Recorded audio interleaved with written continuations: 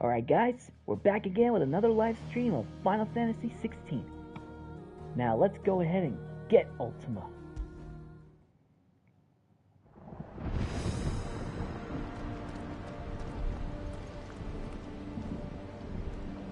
You see, Clive, we're not alone. If we are to win the day, we must all play our part. And ours. Ours lies beyond those doors. We've fought long and hard for this moment. Sid's dream, our dream, is within our grasp. We need only endure this final trial, and we shall. Together.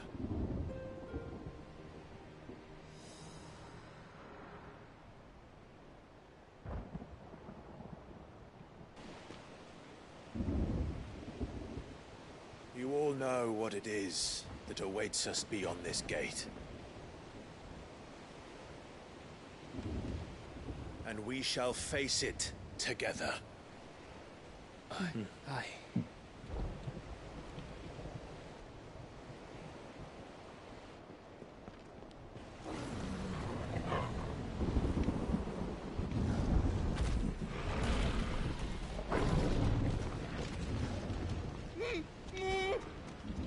It seems our hosts would rather we remain.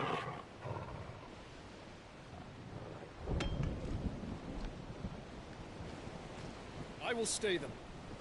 We will stay them. Go! Just don't keep us waiting. Thank you.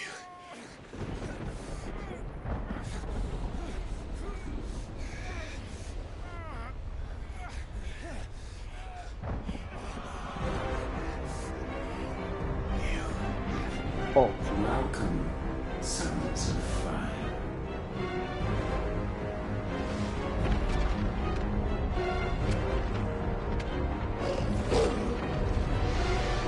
No! No!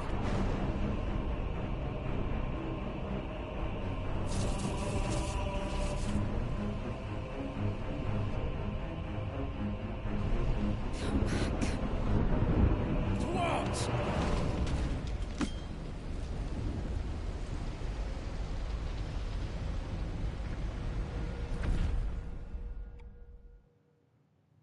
Hey Chels.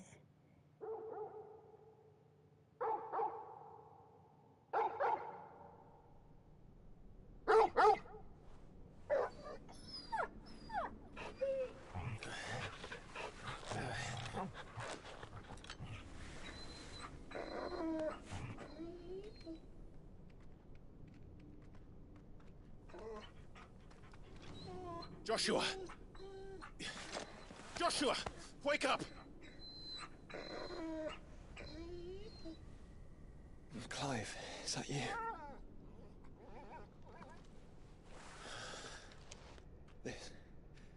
This isn't stone here.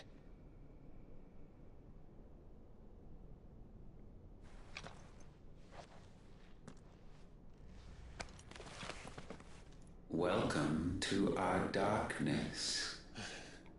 A rift between worlds wherein your kind might reflect. Show yourself! Grave and many are the sins of man. And we would have you know them. All of them. As fate has seen fit to deliver you home, consider this our welcoming gift.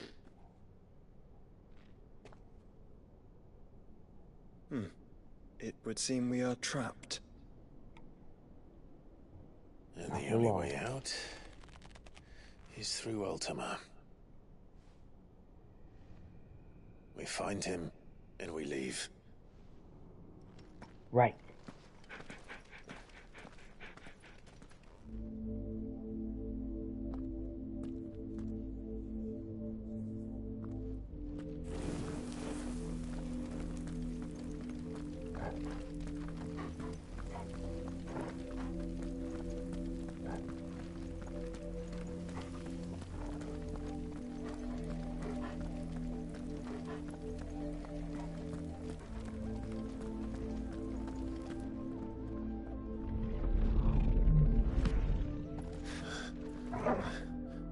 If you are to comprehend the full extent of your transgressions, we must go back to the beginning.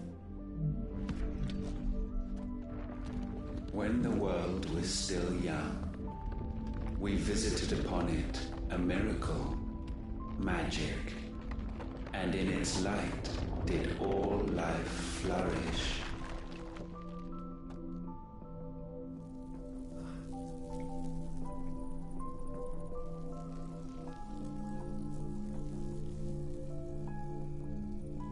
Yet the price for this boon would prove heavy. A pall descended upon the land, painting the horizon black as night. Though we labored to forestall its spread, in this one endeavor we stood powerless. And so we fled, that we might endure, that we might discover a means of salvation.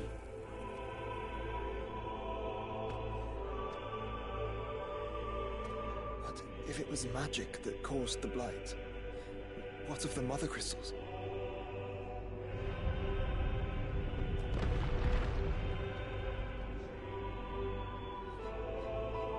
I expect he'll tell us soon enough.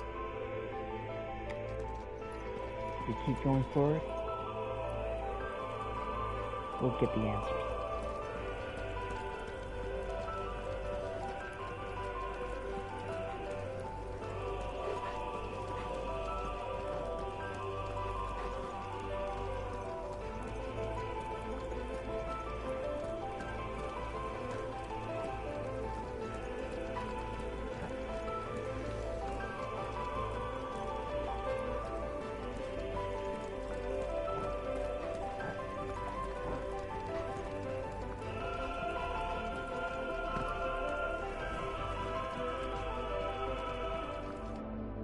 Salvation, alas, was not readily to be had.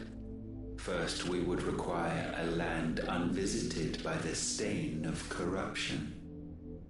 An unprecedented journey lay before us, one beyond the limits of our fleshly bodies.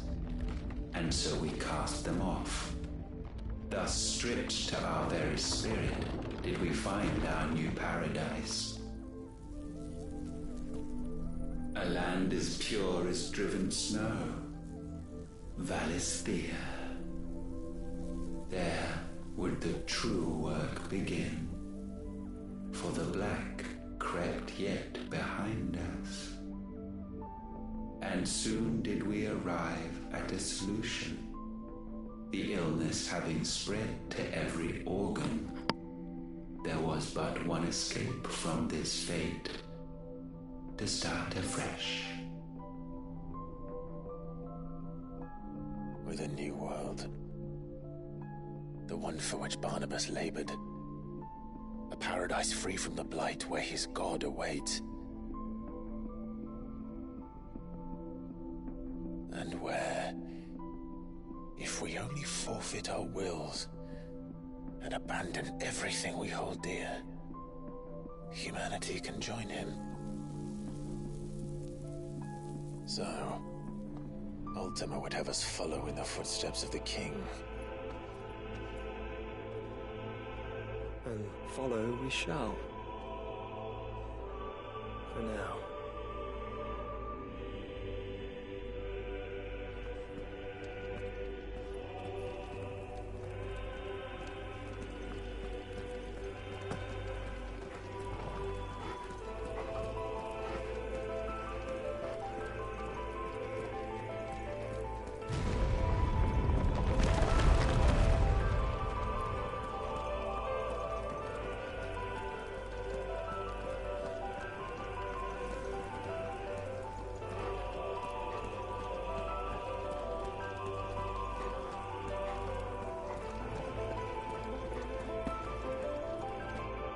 To forge a new world would require not only power, but a constitution strong enough to wield it.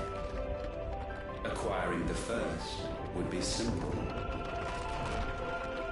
Untouched by the blight, Valisthea was replete with ether, and we had only to place jewels in her crown to claim it.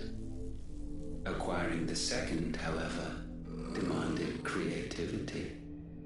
And so I cast forth the seeds of humanity. You created us.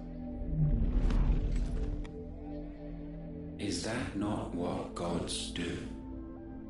We sowed the seeds for you, Muthos, all that you might one day blossom. And our future thus secured, we thought to slumber, though that would prove a grave mistake. For it was as we slept that man committed his greatest sin. He awoke. Alone in a world bereft of his God's radiance, he stumbled blindly, desperate for guidance. Finding no light, he sought to kindle his own, and from that single errant impulse was his will born. Having discovered himself at last, man turned his eyes inward and found he desired evermore that which only magic might afford. So wars were waged and brothers slain for custody over that dwindling resource, and the land, she wept tears of black.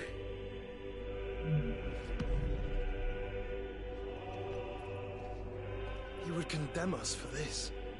Surely he cannot be so blind to his own hypocrisy.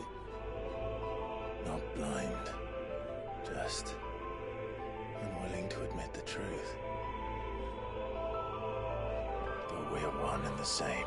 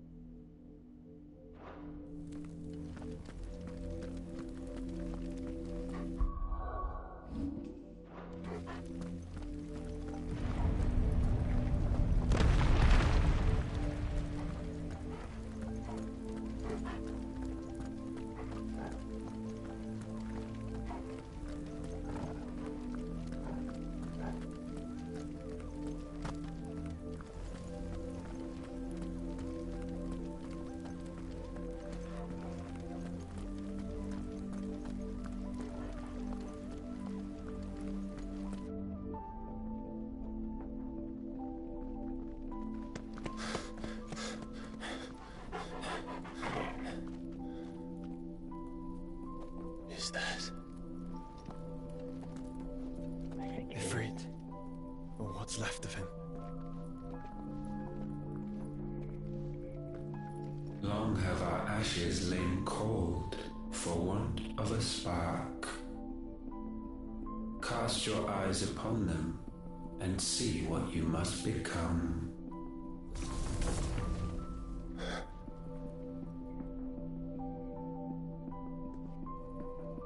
Valisthea cannot endure a second claim upon her being.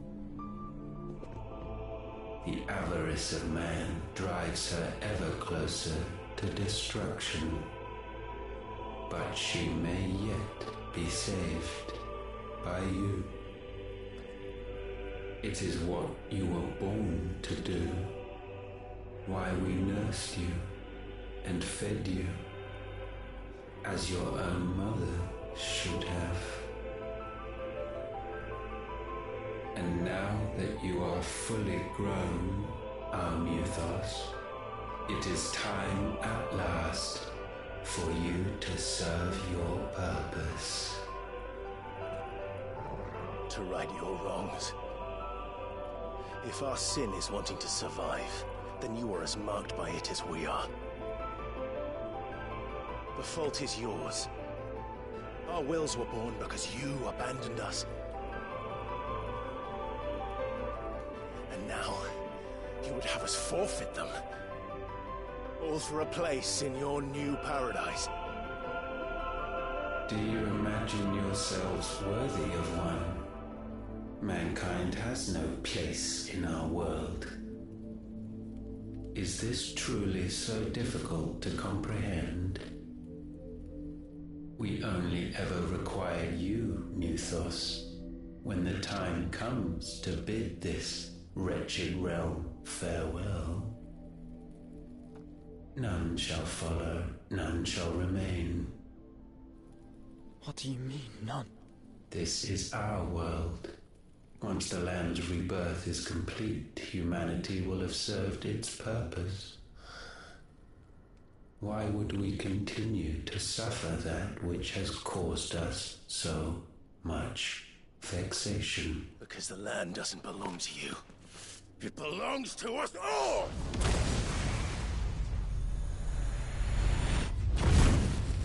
What? That is where you are mistaken.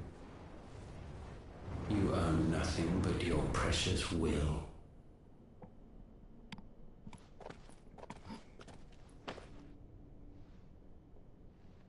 Brother. Clive.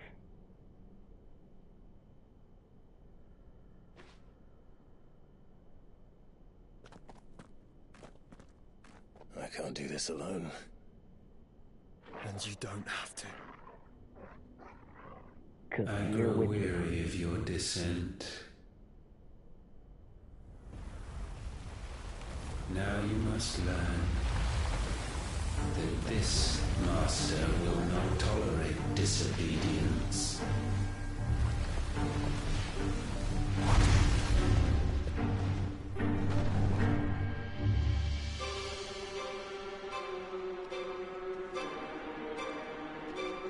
My friends, my family.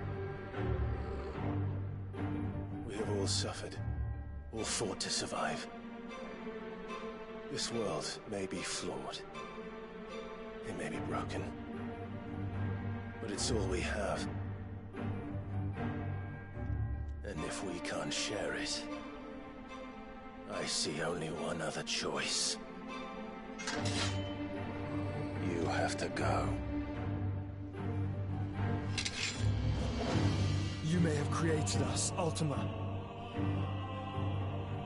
But it's time we lived on our own terms. This isn't your world anymore.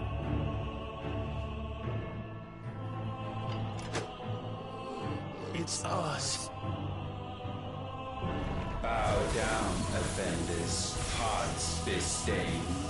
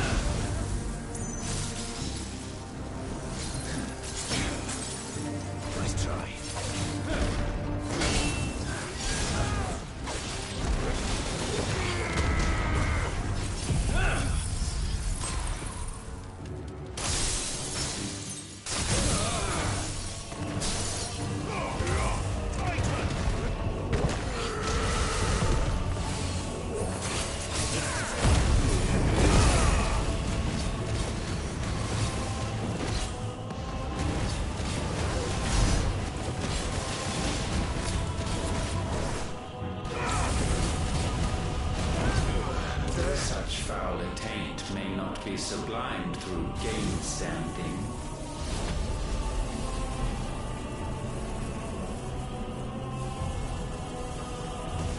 Only with heads hung low is penance paid.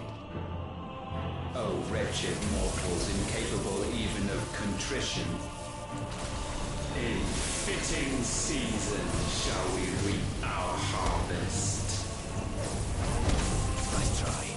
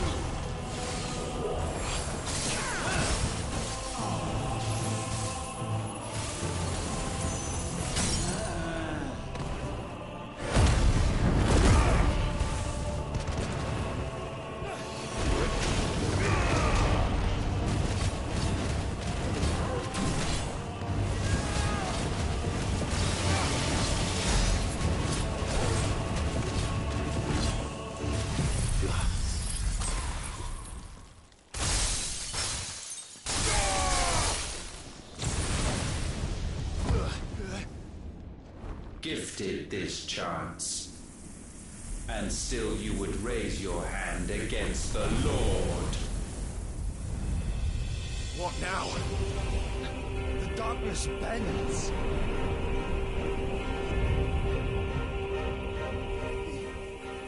He means to end us. Not a Be the secret, first Hobbit. time. But let's make it his last. Your fate is inexorable. Surrender the vessel unto the darkness. Surrender it unto us.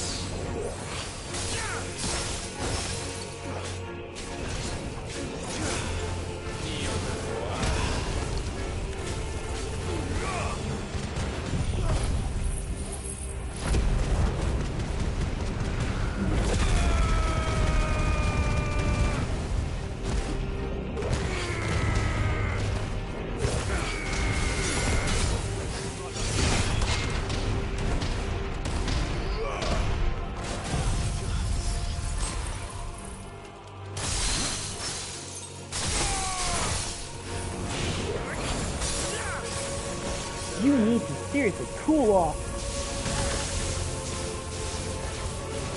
Prostrate yourself.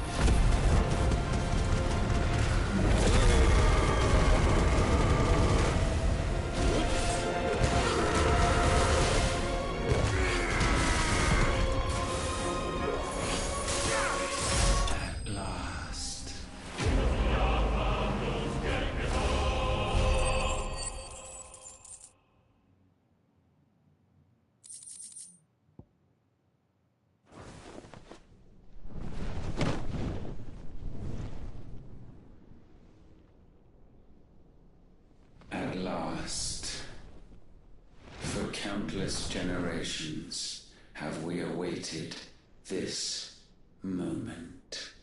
What are you talking about? You've lost!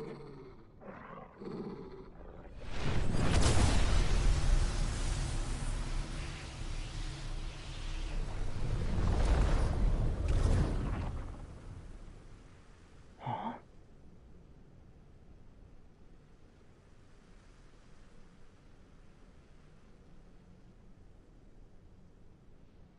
Your struggles have made you strong, yet your soul remains heavy with sin.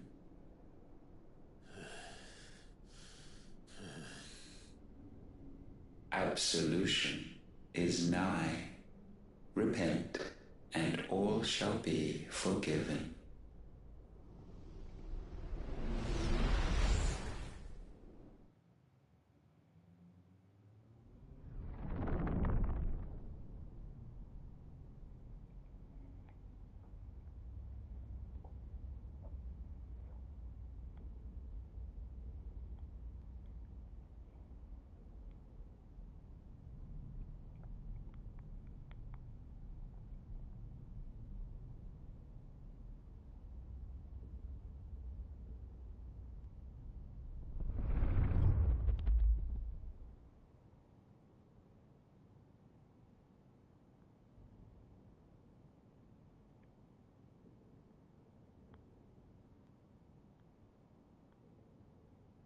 Tell me, Clive, how many lives have you saved since taking my name?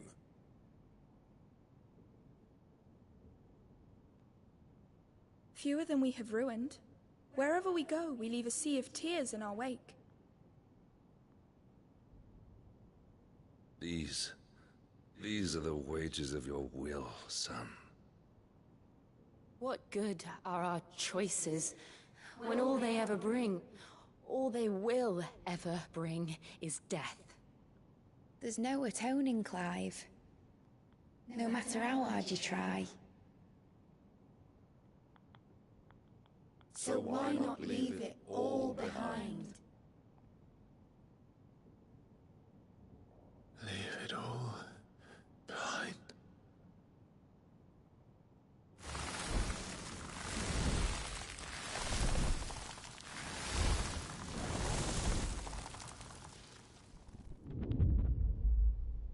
Clive!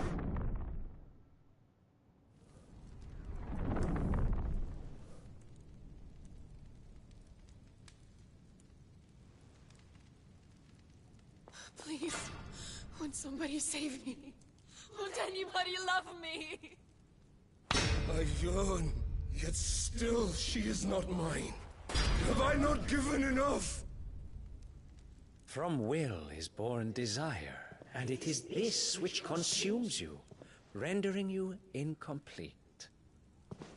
Do you not see how the world bends and warps under the weight of your hungering hearts?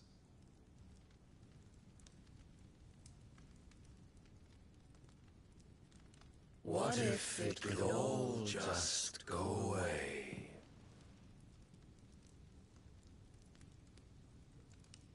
Just go away.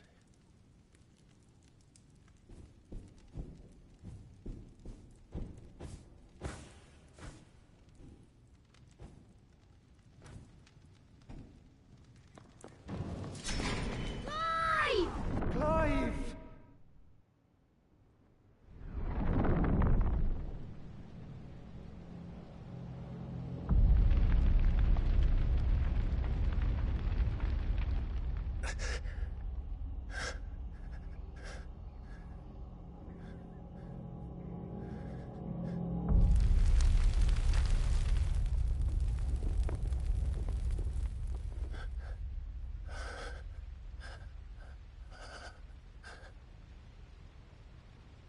None of this is real. Wake up. It's time to go home, Clive.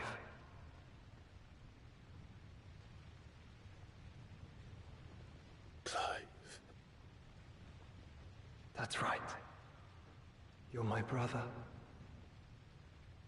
Brother.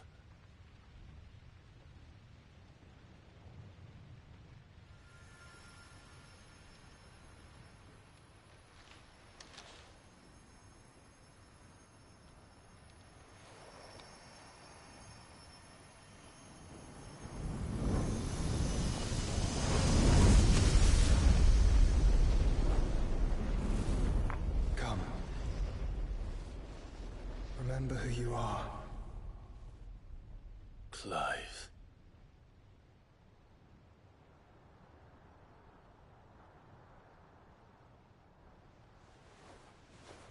Once more, lest you forget.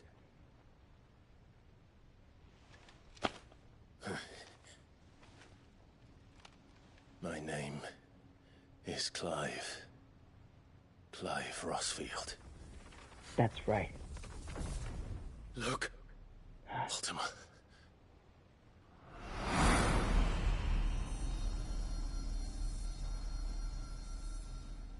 Even here, the light of the vessel's will cannot be quenched. And the Phoenix, his trespass should not have been possible. Not possible unless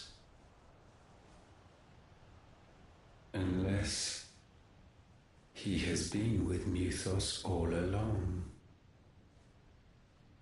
The mark of the Phoenix, emblazoned upon his heart, made manifest by the power of will alone. The power of creation. Can it be? Are their wills truly so potent? Are you still talking? Time we shut him up.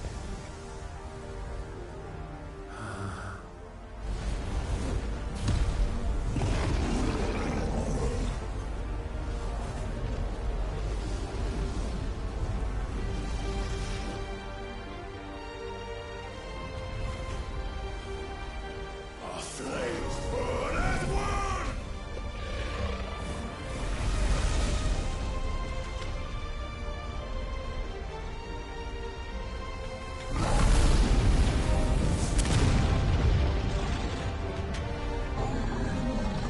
This is no mere evolution, it is deviation. And herefrom does Logos rise.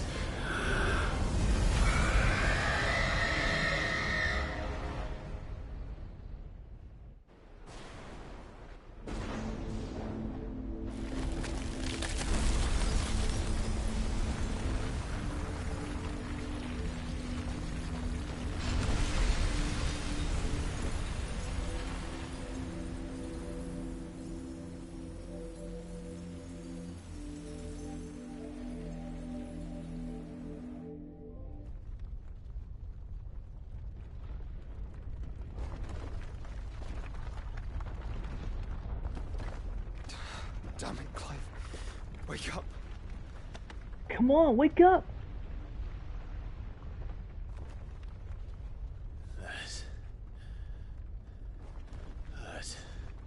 Sorry to wake you, but I think it may be time to leave. This place. Falling apart.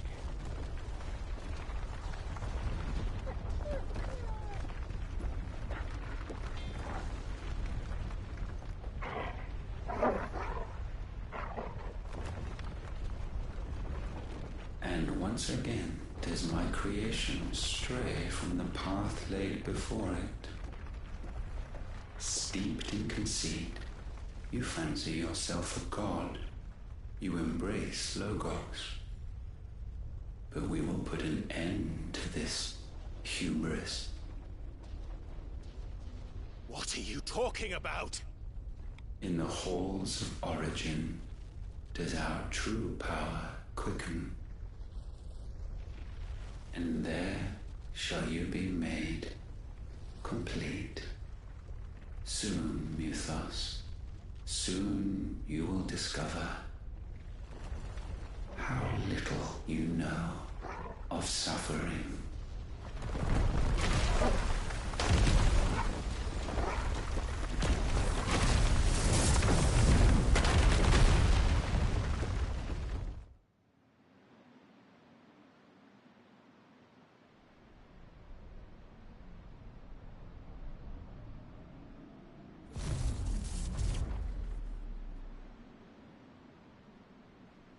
And And so the crystals are no more. Yet in their silence, a new song rings. Its chorus building, a crescendo as it enters its final movement, stirring those long aslumber to waking. And back to their origin.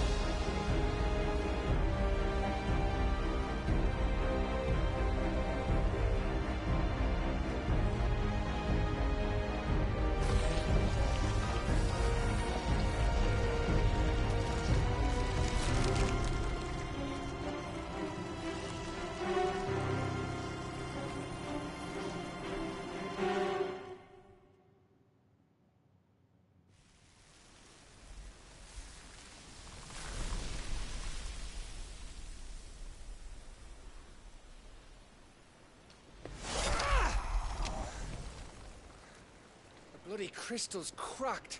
So where the hell are they?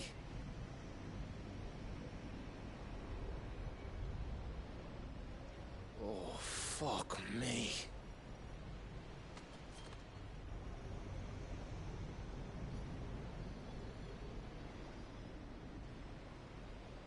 Is that ether?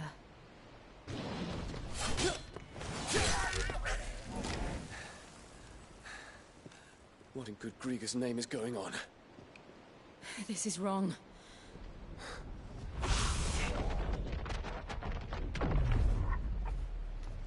Are we back? Clive! Joshua! Jill!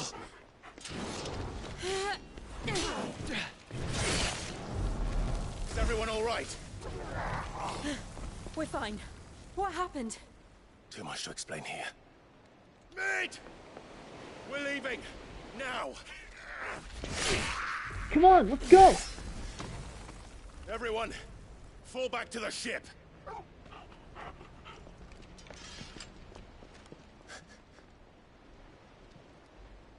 I will be with you anon. Thank you.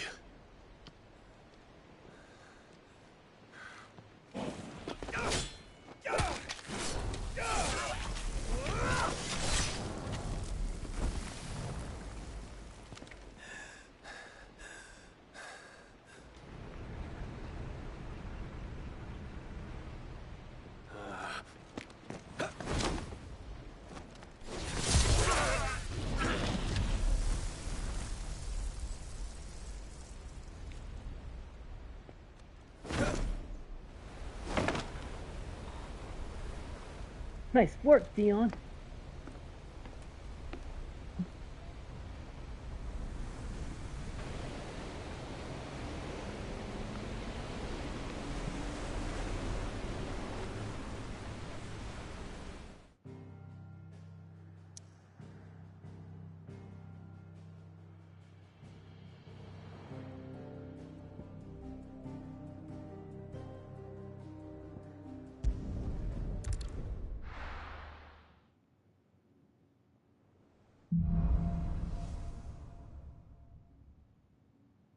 I need to tell everyone what happened at Drake's Spine.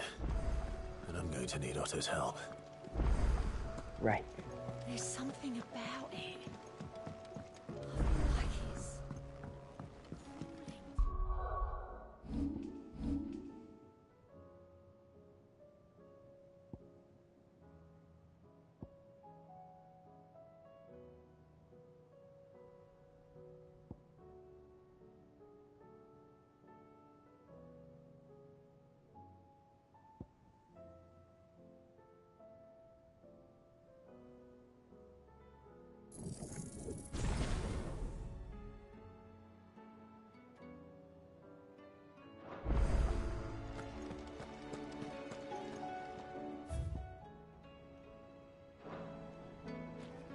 Still alive, I see. Something tells me that I saw on the horizon is your doing.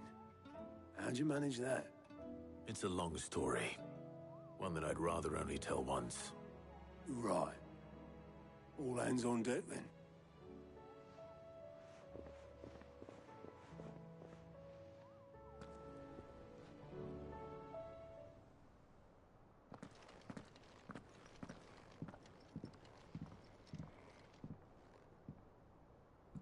Is this everyone?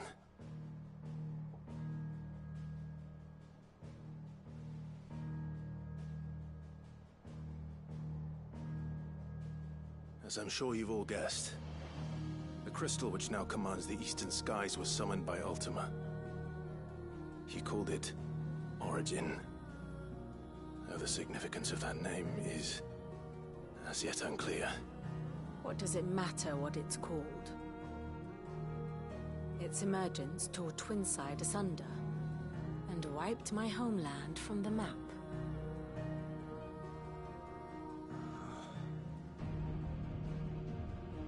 Mention of the Dominion spires can be found in the oldest of Valisthian records. But to the best of my knowledge, none provide any hint as to their true nature.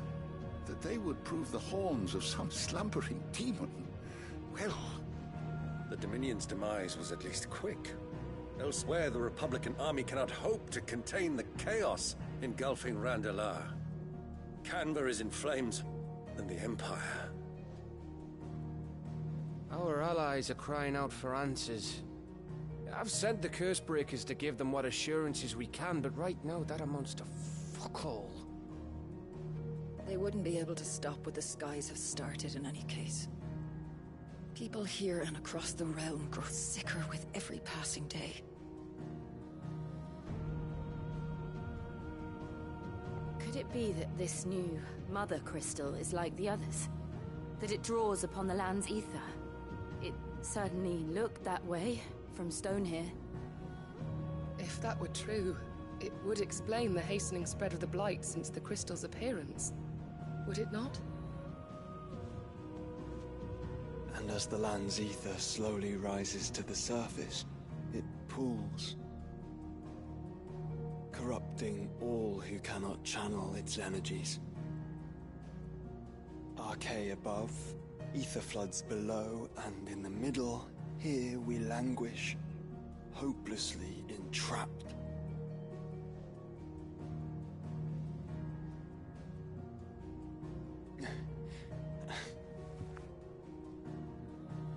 It's all right. When we faced him at Stone here, Ultima told us his true power quickens in the halls of Origin.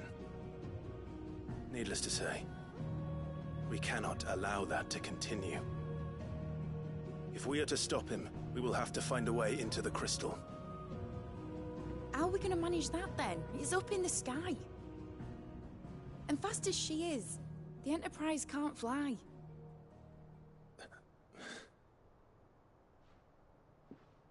It's a lot to take in, and I reckon we'd all benefit from some time to clear our heads. The answer will come to us. Don't you worry. Ain't that right, Clive? Right. That's right. Well, go on then. Bugger off.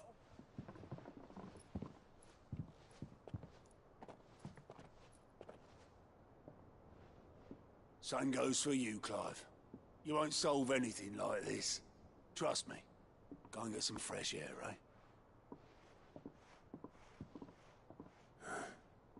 Thank you.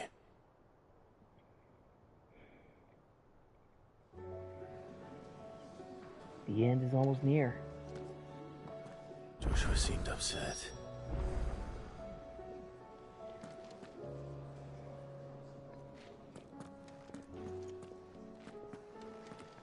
Before we get to the end, we might as well spend some time with our loved ones.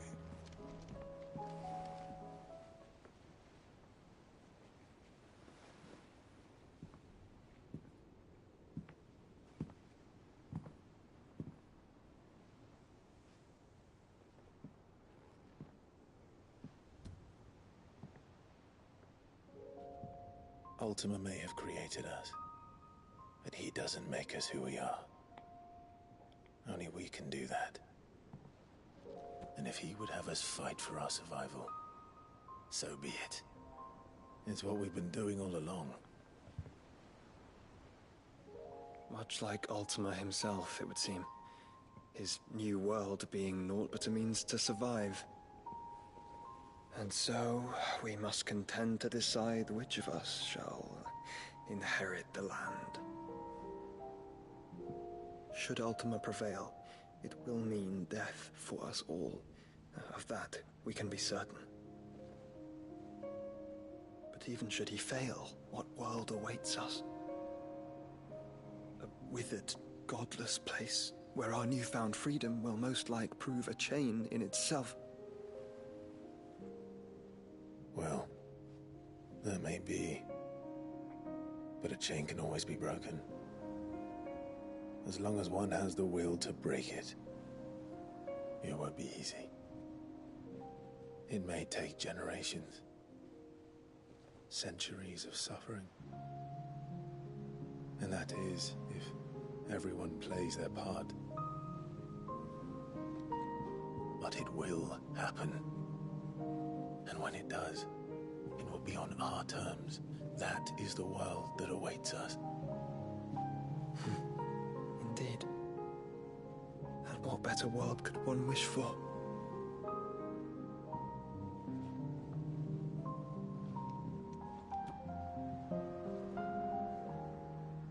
But first, we have to reach that crystal.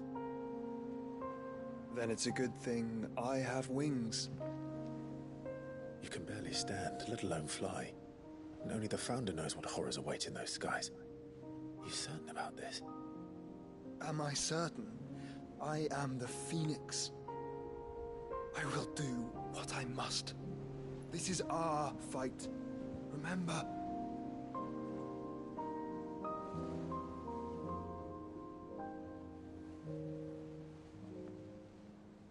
All right. I yield. But only what you must, yes? I'm still your sworn shield. That you are. And what of my wings? Lest you forget, you go to stand against a god. I would not have you succumb to fatigue before the fight begins. Ifrit, your brother mentioned that some few of the dominants who had lost their power to you were still able to prime. Is that true? It is. But their icons no longer submitted to their will.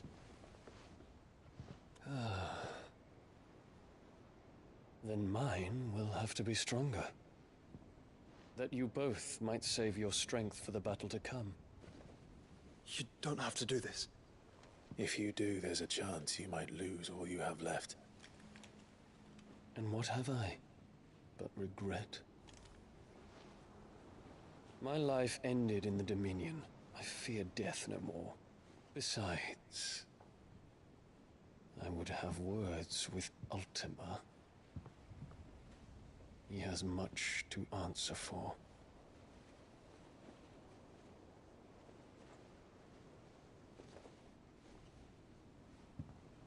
We are in your debt, Dion.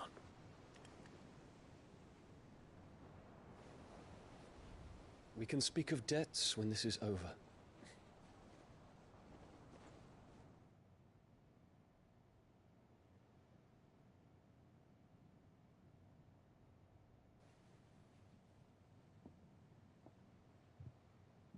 He speaks the command, he knows he's not coming back. And has come to terms with that. That doesn't mean that we have to, does it, Clive? Time to talk to Jill. I only hope she understands.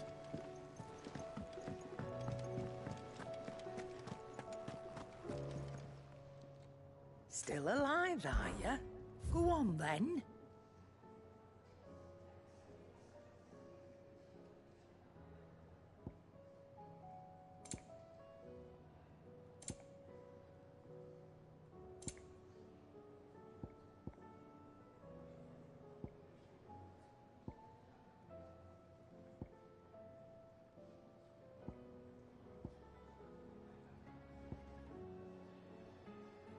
None today, I'm afraid.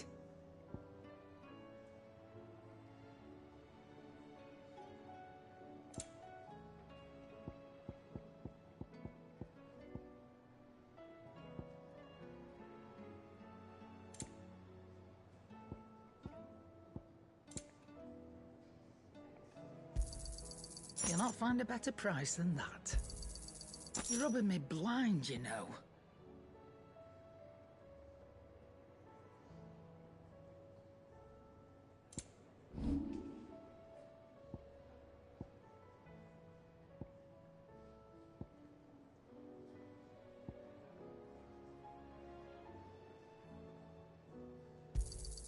I'll be thankful you got that much.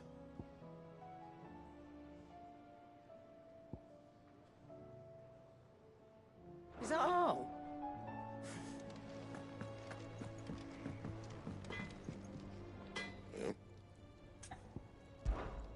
What do you want?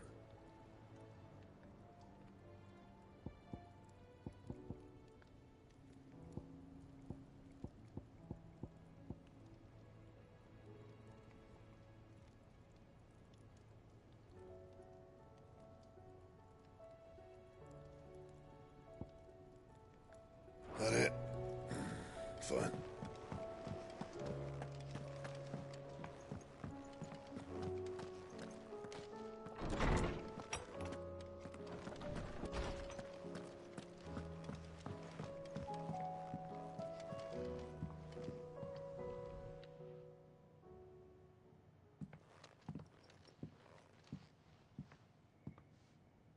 Come to wish on a star. That might not be such a bad idea. This is it, Jill. You know what I have to do. Why I have to do it. There's no turning back now. This is where our journey was leading us. Where it will end, for better or worse. I could pray to Metia for you. But you'll be all right, won't you, Clive? You always are. I did promise we'd watch the moon together. I'll be waiting.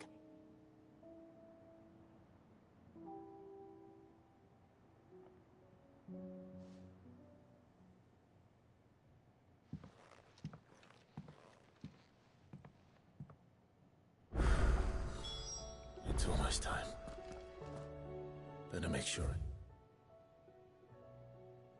A lot of side quests here. Haven't forgotten anything. Yeah. Better make sure we didn't forget anything indeed. 1, 2.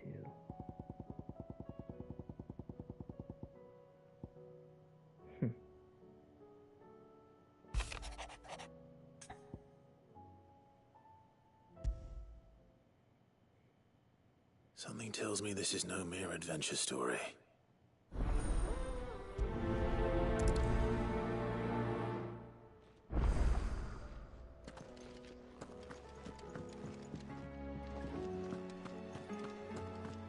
Might as well go ahead and do these last side quests, since they are going to be the last. And we are heading straight to the final battle.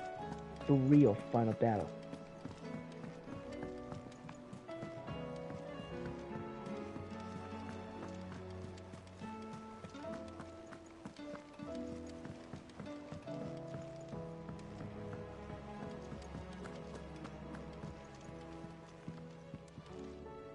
Vivian, I read your note, and I'd be happy to help you find the book you're looking for.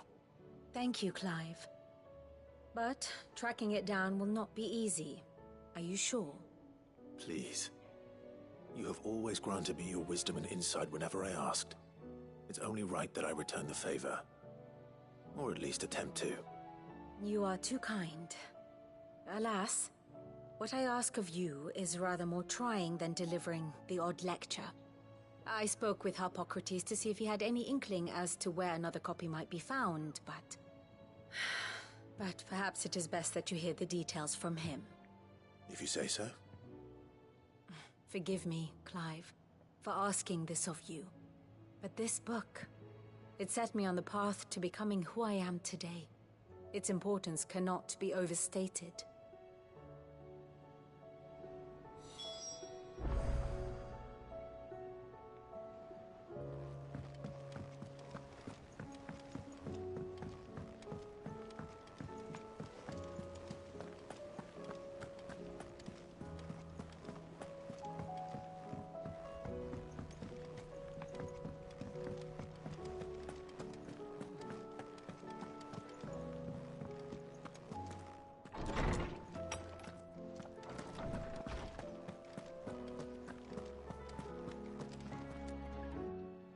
Clive, my boy. What a pleasure it is to see you. Hippocrates. There's something I need to ask you. I've been charged with locating a book called From a Distance. And you seek a rare gem indeed. One whose name I had not thought to hear from your lips. You've been talking to Vivian. Right as always. Yep. She didn't seem keen to tell me very much. I take it she didn't like what you had to say. And yet I gather it did naught to dissuade her. Clive, if the young professor has tasked you with obtaining a copy, I fear she asks the impossible. The executors would not allow it. The executors? Coveters of Secrets. A clandestine organization committed to the collection and intenebration of forbidden texts and technologies.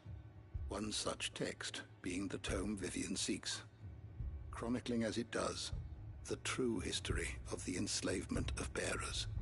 A tale which could overturn the established order were it ever to become widely known. Or, so rumor has it. I've never actually read the thing, or even set eyes on it for that matter. How is it that I haven't heard of this organization? Why, secrecy is the executor's watchword. They lurk in the shadows, emerging only to seize that which must be seized, be it books, inventions, or people, before disappearing again, leaving nary a trace. Which would explain why Vivian's copy was snatched from her grasp not long after she found it. By the hand of the executors, yes. But what drives them? Self-interest or ideology? Fine question. Sadly, all that is known of the executors can be recounted in a single breath. You may just as soon ask me of their origins, numbers, or the identities of their leaders. Any answer I give would be pure speculation. Then my hunt was doomed from the first. What was Vivian expecting? That I'd pluck it from thin air? Not from thin air, no. From ash. Rumors of the executors are rife among the scholars of Storm, but rather less so across the strait. I have a friend. Well, I had a friend in the village of Garnick, a collector of rare tomes, upon which subject we would oft correspond. Alas, I have heard naught from him since the skies fell dark. And no doubt he too has turned. But though he did not mention it by name, it is possible that a surviving copy of From a Distance yet rests upon one of his many shelves, quietly awaiting discovery. If you were, by some chance, able to save even a single book from the poor man's library, I know his soul would rest easier. Very well. When I next find myself in Waloed, I'll be sure to pay Garnick a visit.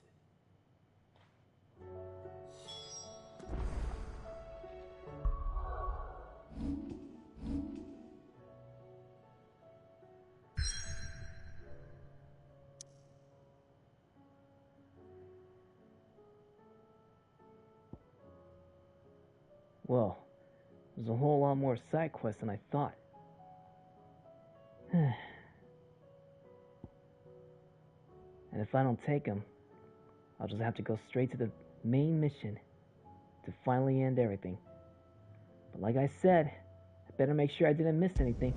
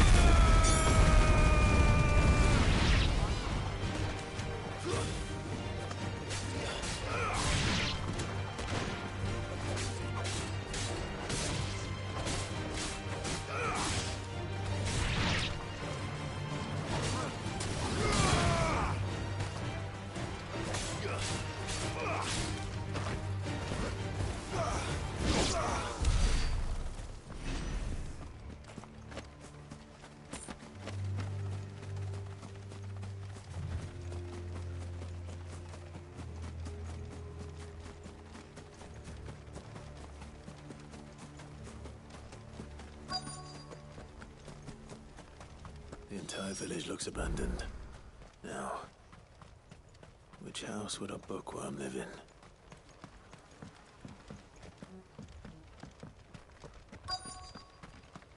This looks like the spot.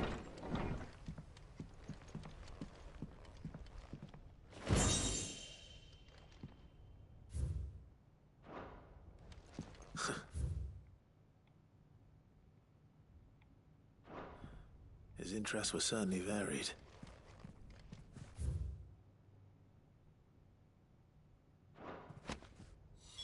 This is it. But if what it says is true, I need to get this back to the hideaway.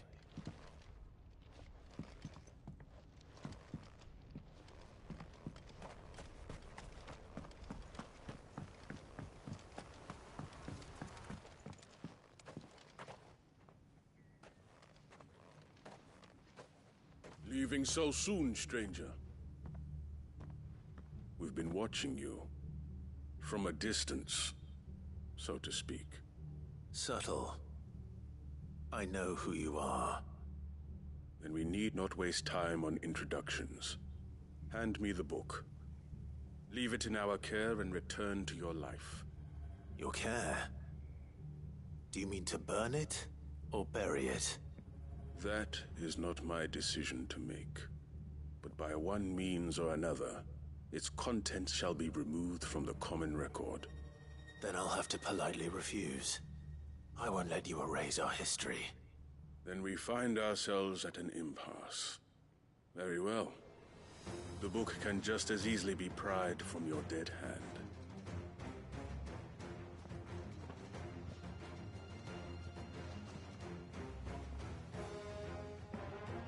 Let's see, shall we? Titan!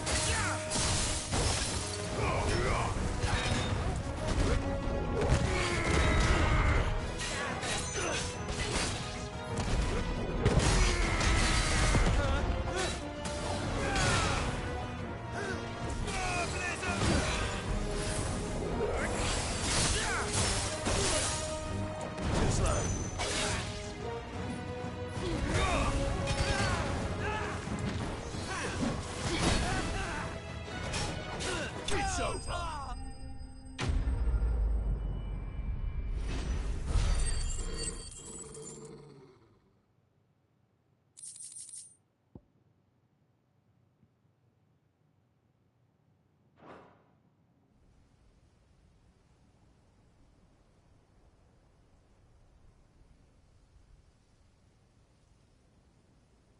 Impressive. But we have other means. We shall claim the book yet. Why do you want it so badly anyway?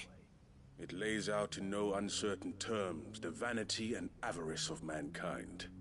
It tells the shameful history of the persecution and oppression of a gifted few by a giftless many. Would you say that this interpretation was correct? I don't know. You don't know. Your sword may be sharp, but your wits are dull. So let me answer for you.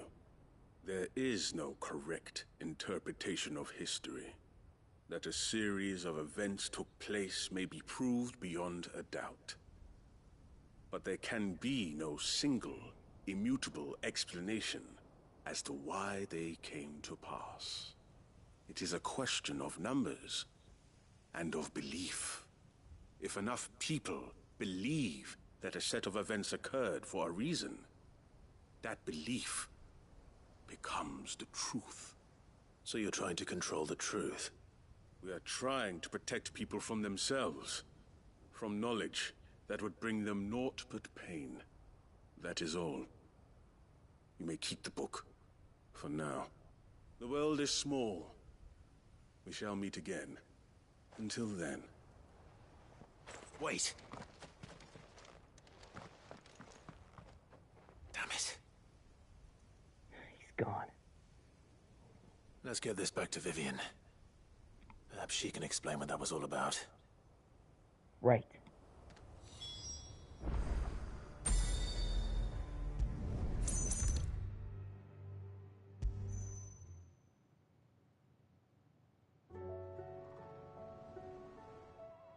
Vivian. I found it. The book you lost.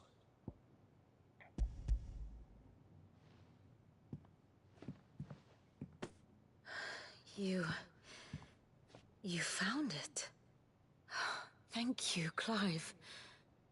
Even though I asked this of you, I was not entirely sure it would be possible. I feared the executors had seized every copy. I met with one of these executors, and I convinced him to let me keep it. He told me something. That the truth is just a matter of collective belief. And that if enough people believe a lie, that lie becomes the truth. It does. But it also means that the truth is not immutable. That it can be changed. Provided that those who wish to change it can convince enough people that their perspective is the correct one. As the sad history of the Bearers proves. You said that the book inspired you to become a scholar. It did. Or its author, rather. She was a heretic, you see. A firebrand and a dissenter. A gallows stood ready for her in every corner of the realm. And by shunning society, or perhaps being shunned by it, she stumbled upon a truth so potent that an entire realm trembled at the prospect of its utterance. I, too, have always felt somehow set apart from the world of men. A stranger to my own species. She taught me that my solitude was not a curse, but a gift. And that, though my journey to the truth might be a lonely one, what I found at my destination would be more than worth the cost. Do you still feel that way? That you're not one of us? Honestly, I'm not entirely sure anymore. Since coming to the hideaway, I find my thinking somewhat clouded. Perhaps the result of studying mankind from a rather closer perspective than I had intended. But the more I study, the more I find value in this perspective. In looking not from the outside, but from within. So if you'll permit me, I'd like to continue my work here. Remember, Clive, when enough people believe, belief begets truth. Give the men and women of this benighted world the gift of truth. Make them believe in you, as I do. I'll try, Vivian. I'll try.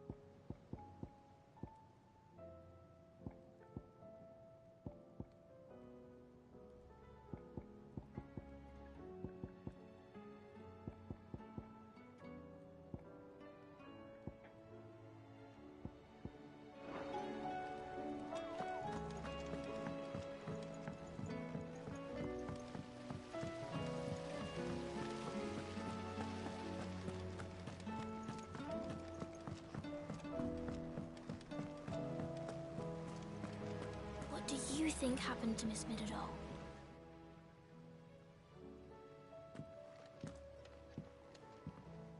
Sid, you have to help us. With what? You didn't take apart another of Mid's contraptions, did you?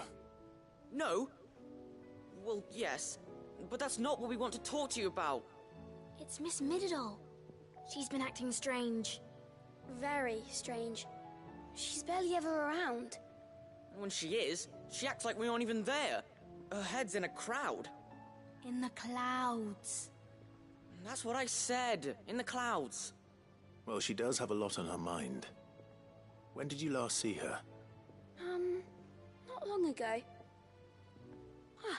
Right after she got back from saving you from Stoneir. Then it's probably just about the Enterprise.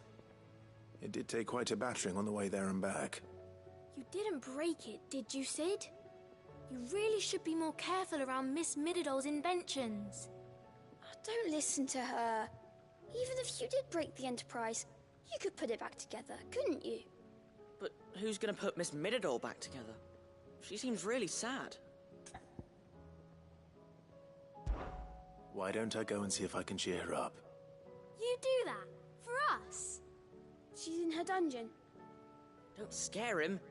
It's not a real dungeon. Thanks for the warning.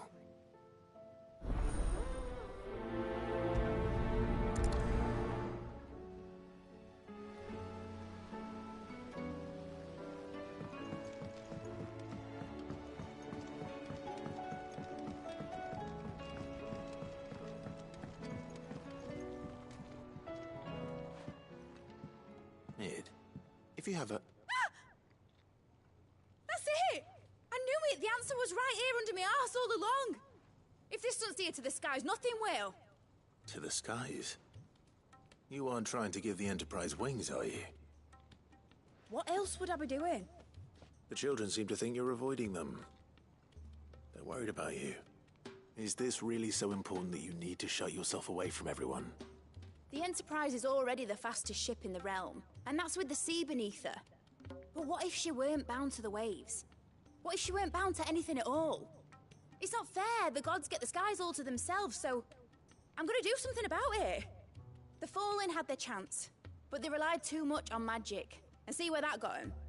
But not me. I've discovered how to do it without. Well, almost. First, I need to make a prototype. And is that a one-woman job? Are you volunteering? I'll have you know the Enterprise is my baby. But if her godfather's offering to lend a hand, I'd be happy to take it. First, I'll need oil, and not just some old drippings from Miss Molly's spits in the Tub and Crown. Refined stuff, like they make in Ordil. Then I'll need some bone, or shell. Light, strong, preferably no longer attached to the beast it belongs to. If it's beast bones you're after, I'm sure the Cursebreakers will know where you might find some. No, they'll know where you might find some. You're the one who offered to help, remember? I should speak with one of the Cursebreakers before I set off for Old Hill. See if I can't find this bone while I'm there as well.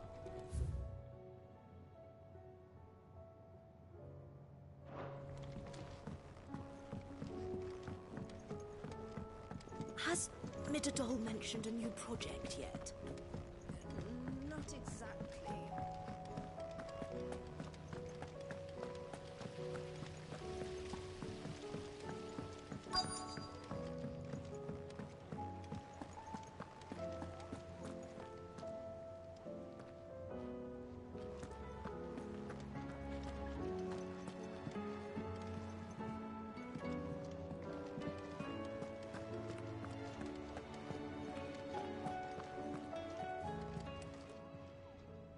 Oh, Clive! Welcome to the Patron's Whisper. The Patron's Whisper? Does that mean someone else is taking care of our friend's donations? Oh no, that's still me. It's just Karen has her toll, Blackthorn has his hammer. I thought a new name might liven things up. I still catalogue every item that arrives, in addition to setting aside those tokens of appreciation the sender has specified are to be presented to you personally. Would you like to see if we have any?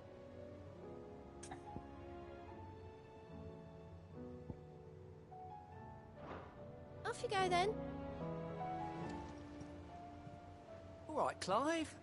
Keeping busy, are you? Me too. Seems like every report our allies sends us brings 100 new headaches for me to deal with. I've been doing my best to keep on top of it all, sending anything urgent straight to the curse breakers, just like Otto told me. The rest I add to the list, whether it's strangers begging our aid or friends acting funny. There is no end of problems that need solving. And anyone with the time and inclination to solve them will earn a nice bit of goodwill for the cause. And maybe more besides. So, how busy did you say you were? You off then?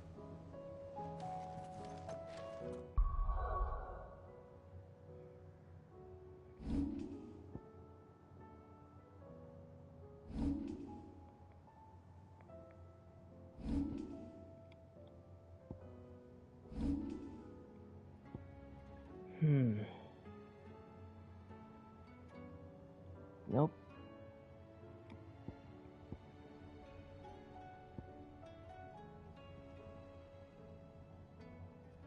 Not yet. Oh well.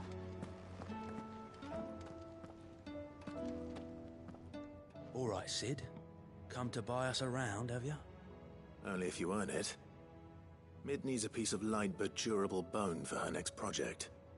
You've encountered your share of beasts on your travels across the realm. Any ideas? Most bones are the same. Whack 'em hard enough and they'll break. If it's durability you're looking for, shell will serve you better. You know what an adamantus is? I do. And I know to give them a wide berth. Will any old adamantus do? Well, with shells, the older the harder. There's a rumour of an ancient adamantus down in Karava, near Old Bidza, or what's left of the village anyway. But don't expect to make quick work of the bastard. There's a reason it's lived as long as it has. I'll keep that in mind. Thank you.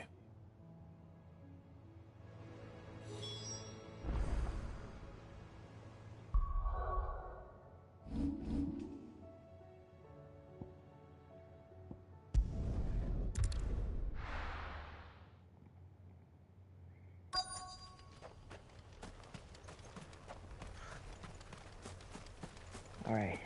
You gotta be around here somewhere. There it is.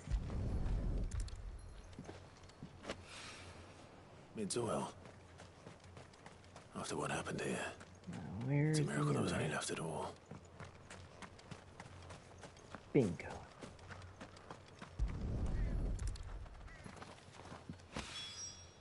This should be enough. Next up, Dravos.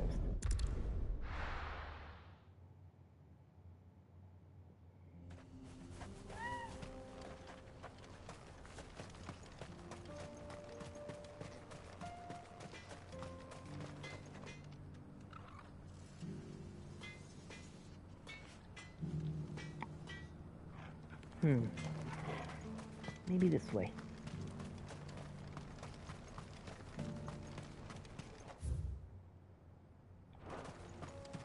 Yep.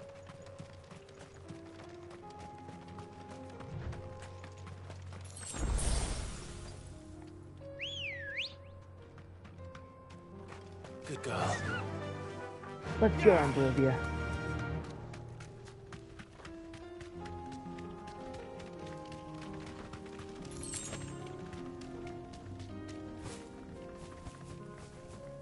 Here we are again. Karava. If you were a tortoise, Torgal, where would you hide?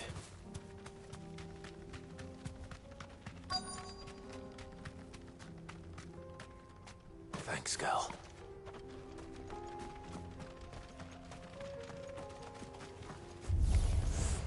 It looks like we found him.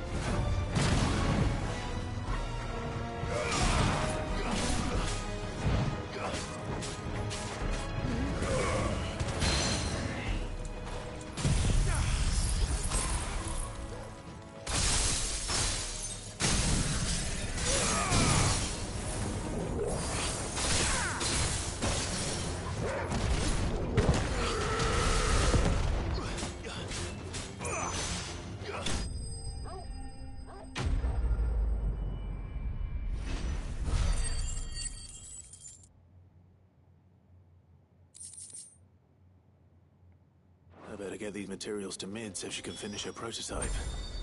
Right.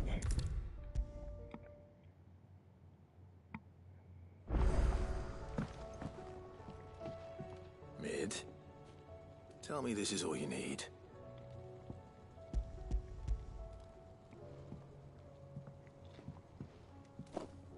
Aw, you make it sound like I asked you to save the world or something. Tell me this is all you need. It's most of what I need. After you left, I went over the figures again, and I realised I'd forgotten a 1 and a 0. And a cogwheel. Just a tiny one. Though, that's the problem. Gears that small are a bastard to make, and I may have lost the one Blackthorn spent a fortnight toiling over. Wait. The children. When they took apart your scales, there was a tiny brass gear. Now that I think about it, they didn't use it when we put the scales back together. The young'uns? But why would the... You know what? I don't want to know. I'll keep working on the model. You go and find that cog.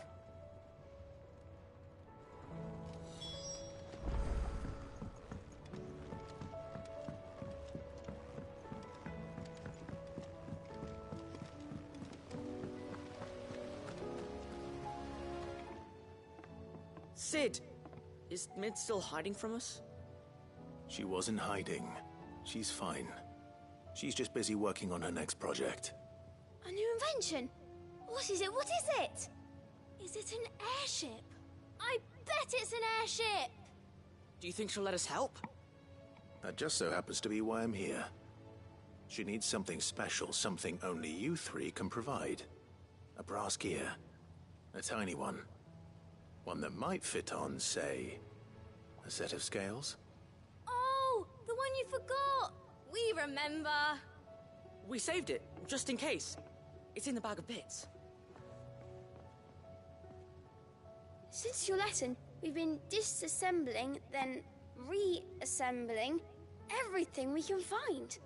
All the pieces that are left over, we keep under our beds, just in case. That's good to know. Look! I found it!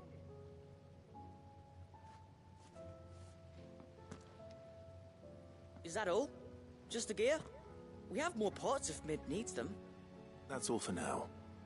But I'll let Mid know about your hoard. Just in case. Thanks, Sid.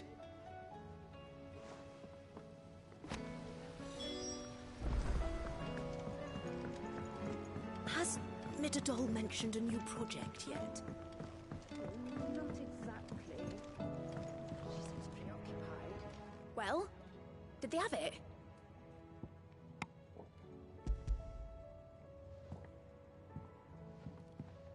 They did. And they kept it somewhere nice and safe. Will it work? Will it work? He's perfect! You're a genius, Clive. What exactly are you going to use it for? Only the most important job of all. The wings aren't going to move on their own. But with the right cog in the right place... Well, you just wait and see.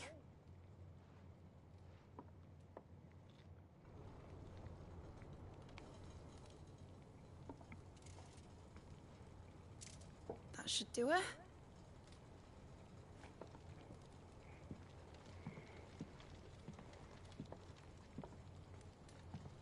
Here goes nothing.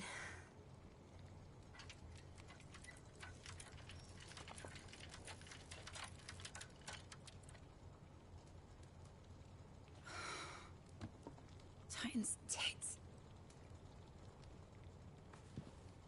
It wasn't supposed to fly, was it?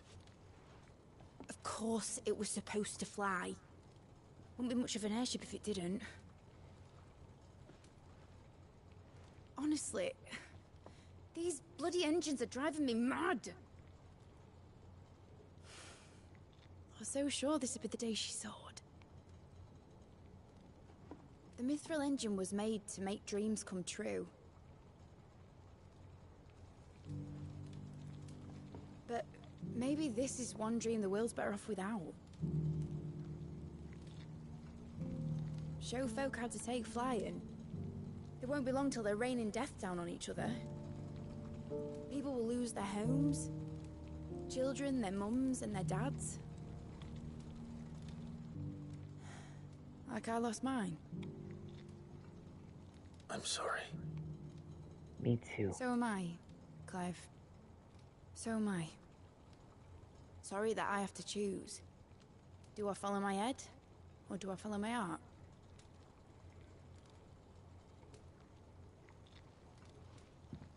Good question. The first time I stood on the deck of your ship, felt the wind in my hair. It was like I was flying. But imagine how it would feel to actually do it. My dad always said there were two ways of living life. Chasing a dream or shuffling to your grave. And he were right. Right about a lot of things. Not that I like to admit it. People need dreams to chase. Especially in a world like this.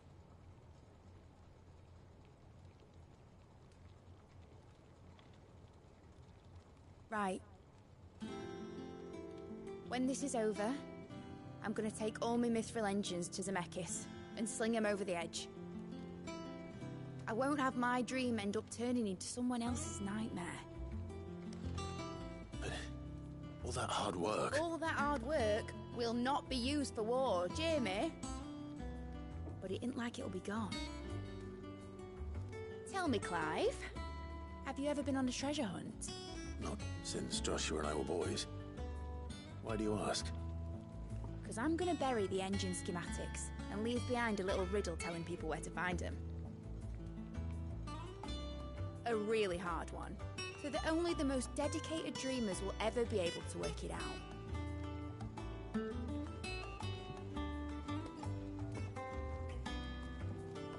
Ooh, I can picture it now. Some daft general squinting at the words with a gormless expression on his mug.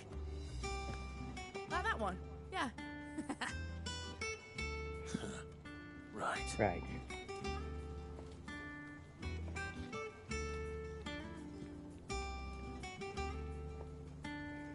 An airship. The other Sid I know will be very proud of that hard work.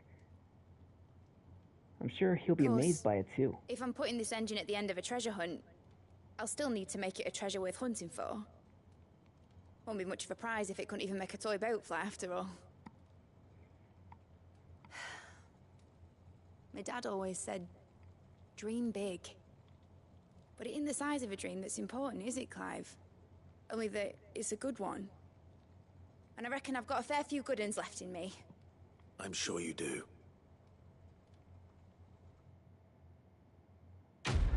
As everyone does.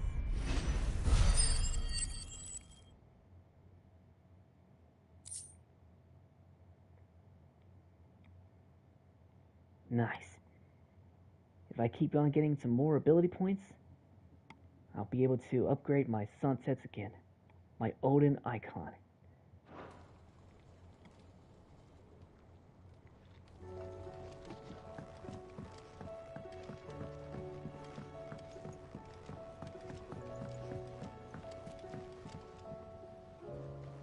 Now,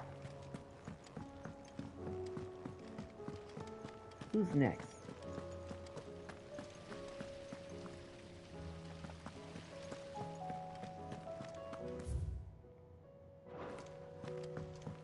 Might as well go ahead and check this one out.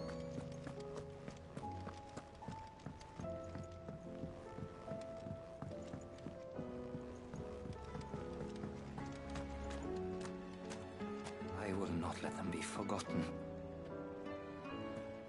Sid, may I have a moment? Of course. It is an honor to finally speak with you. My name is Herman. I've been with the Cursebreakers for some time now, and I wish to be deployed to Ash. Any assignment will do. No. The lands across the Narrow are too dangerous. I will not send good men and women to risk their lives needlessly. Why would you want to go back? I need to retrieve something. Something important. I was raised in an orphanage. The Badbach Conservatory. Or rather, I was held captive there. It was not a place of nurture. It existed solely to turn bearer children into mindless weapons. We were tortured until we feared no pain. Tormented until our hearts turned to stone. And few ever survived long enough to become tools of the last king. I can't imagine. I lost so many. I can't even remember all their names. But they must be remembered. They cannot fade away, faceless and forgotten. The Institute was run with military precision. Every child measured, every name recorded, every death logged with meticulous care. Sid, allow me to travel to Ash and recover the registry so that my brothers and sisters might live on. You were a good friend, Herman. But the fact remains that Ash is simply too dangerous. Sid, please. Even should it cost me my life. Too dangerous for you, Herman. But not for me. I'll go to Bad Bach and find the registry. You will? I won't let you risk your life. I don't know how to thank you. You can start by telling me where I'll find this orphanage. Vida Grace. Hidden in a forest, overlooking the plains. All right. I'll see what I can find there. May the mothers guide you.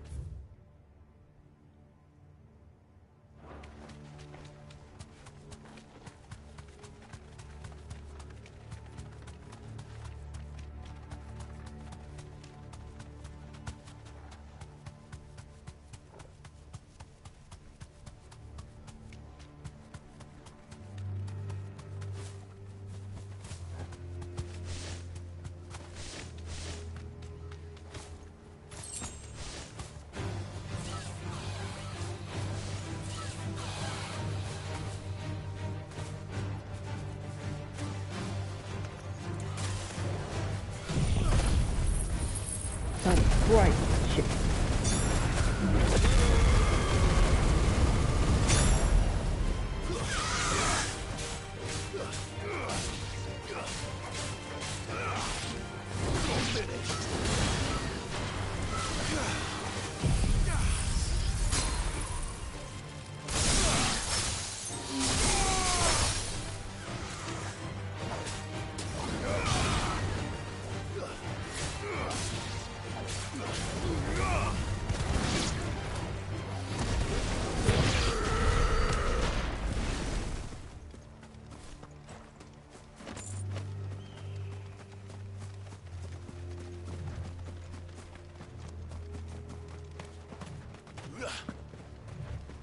With every monster I fight, I get stronger.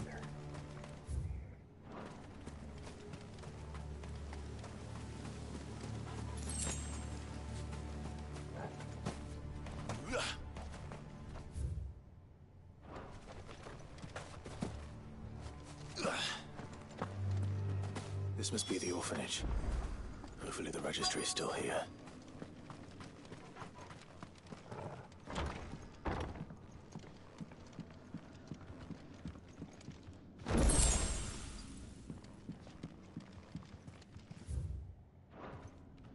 Disposed of. conditioning. This is nothing short of torture. Herman was...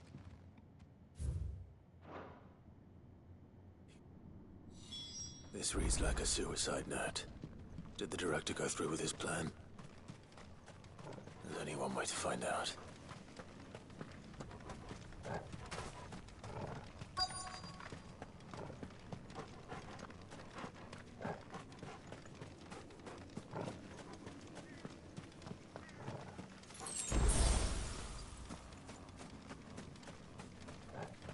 A forked white tree. This must be the place.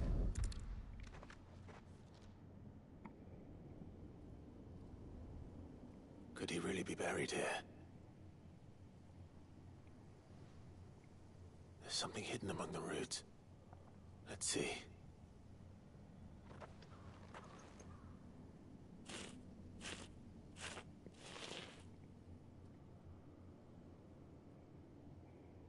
This must be the registry.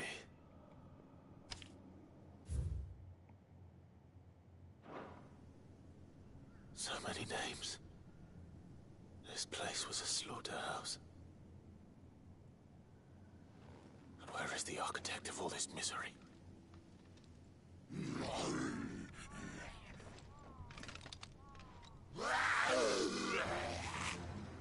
It was only a matter of time, I suppose. This place is cursed.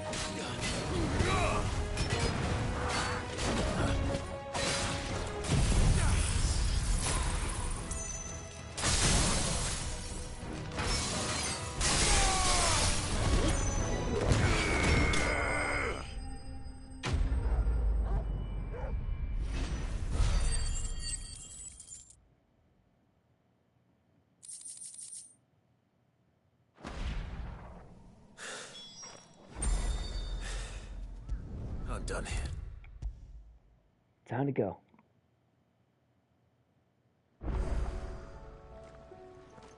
I hear that you traveled to Ash, Sid. Did you by any chance recover the names of my fallen friends? I did. Yeah. Yes.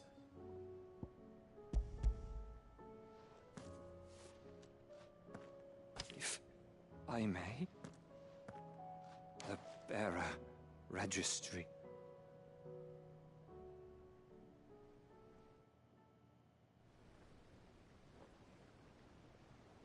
The director was a brutal man. He got no worse than he deserved. The registry was all I found beneath the tree. There was no sign of a body. Nor any record of what happened to the children after the orphanage closed. I pray that at least some of them survived. All their names are here. The ones we lost. My friends. My light in those dark times. I can still remember their faces. Like it was yesterday. Children who were taken from their bunks in the morning. Never to return. No explanation ever offered. They'd be happy to know that you survived, Herman. But why did I make it out alive? When so many others died in that awful place? It's not your fault. And blaming yourself won't bring them back. Honor their memory. See that their names live on. That way, at least. They're never truly gone. Thank you. Sid, I'm going to write a book. An account of the horrors of Badbach, and the spirit of those its custodians sought to crush. All of Valisthea will know of our suffering, and in the name of those I lost, I will not let it happen again. Neither will I. These records would have been buried for all eternity, were it not for you. Thank you.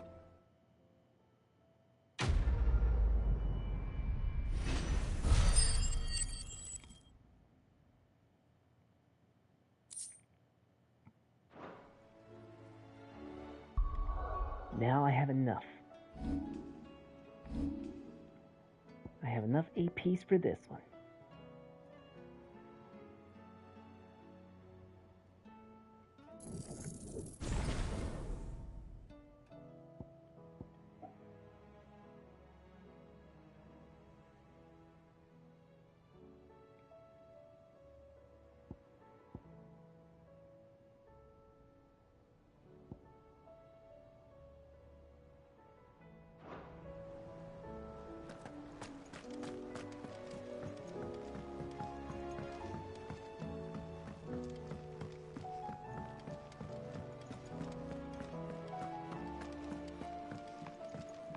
How many more side quests do we got here?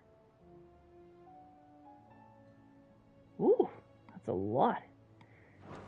Oh well, I'm sure they'll all be worth it.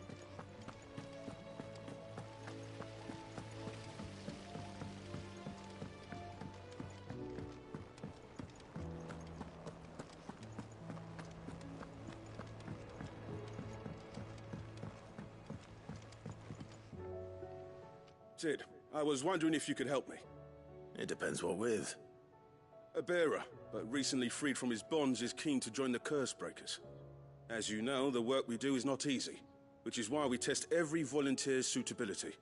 I was hoping you could oversee this one's evaluation. I don't mind, but why this one? Because he wants to be a scout. Our ranks are filled with men and women capable of breaking chains and putting slavers to the sword. But scouting, we're few with the nose for that, which is why we still rely so heavily on Gav. And since he accompanies you on so many of your missions, I thought you might be better placed to recognize the traits in him that we should look for in those who'd fill his boots. Sounds reasonable. So you happy to oversee the boys' test, then? One can never have too many scouts. Truer words, Sid. I'll let the initiate know that you'll be attending his trial, and that he is to proceed directly to Northreach in readiness. No time like the present, eh? No time like the present. I'll await you there.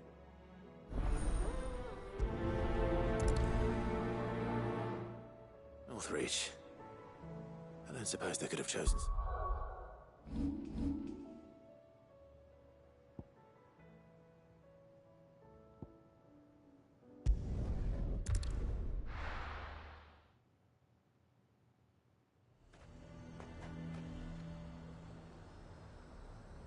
Nazir might at least have mentioned where in Northreach he'd be testing this recruit. I'm nervous.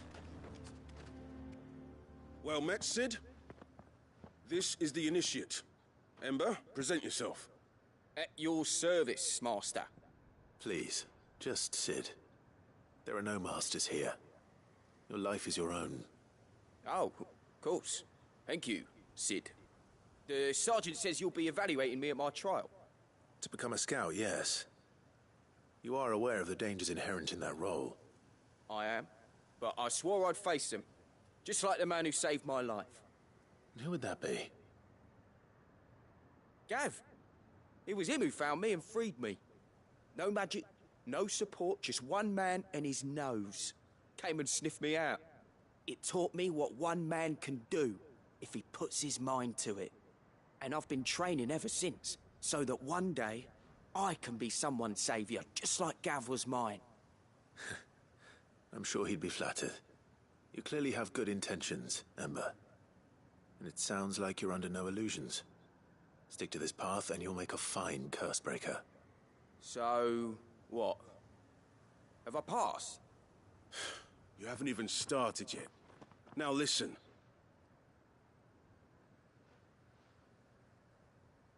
Not far from here is an Imperial lookout, Eastwatch. The guards there record all their sightings in a logbook. You are to find it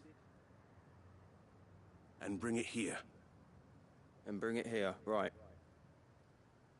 Anything else? No. Sneaking into a heavily guarded Imperial outpost and stealing the logbook would be quite sufficient. You'll need to assess the situation, determine a point of entry, create a distraction and effect an escape, all without being discovered and thrown into an Imperial oubliette. Ember, Gav isn't our best scout because he can do everything. It's essential that you know your limits. Know my limits, right. I won't let you down.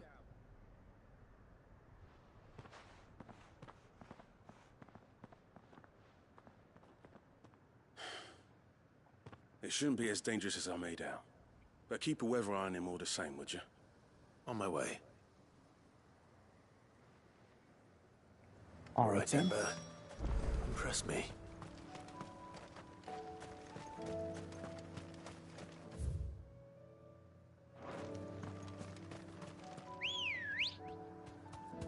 Come on.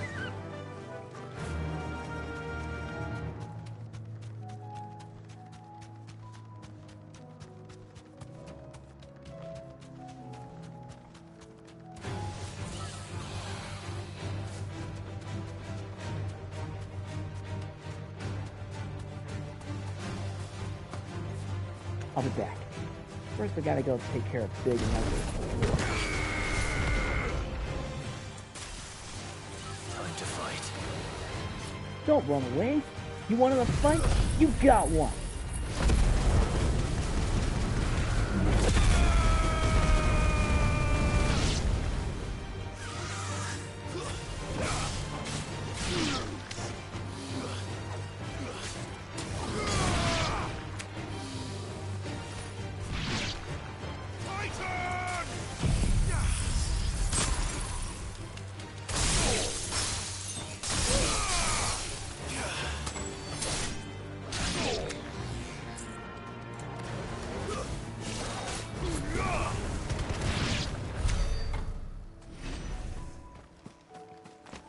Now, back to Ember.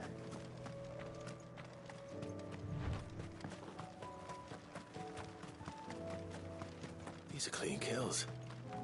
Perhaps young Ember really is ready. Or Or maybe not.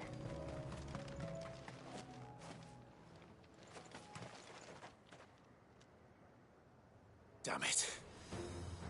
Ember, draw your sword! I can't! Then run! We'll handle it. If you want him, you'll have to go through me. Me too.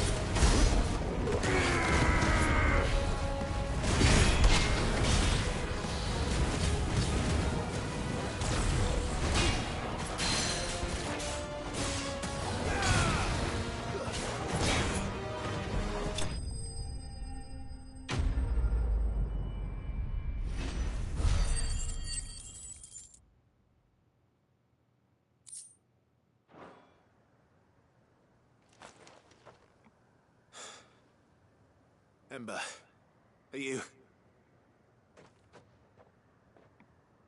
Ember? Gone. Of course. Scouts really are a rare breed.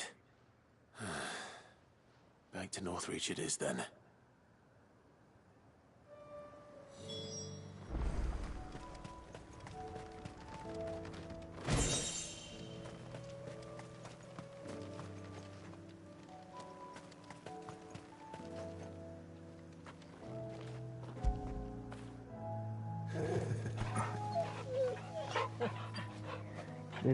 Good work as always, Targo.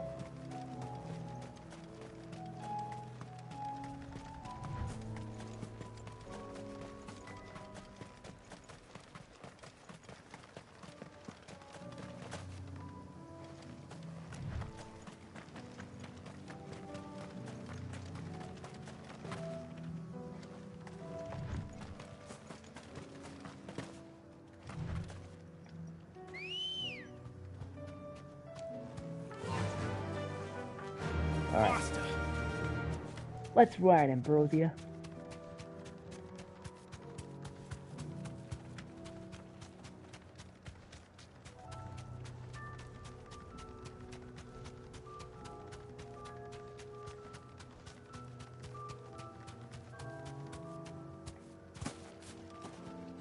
Thanks for the ride.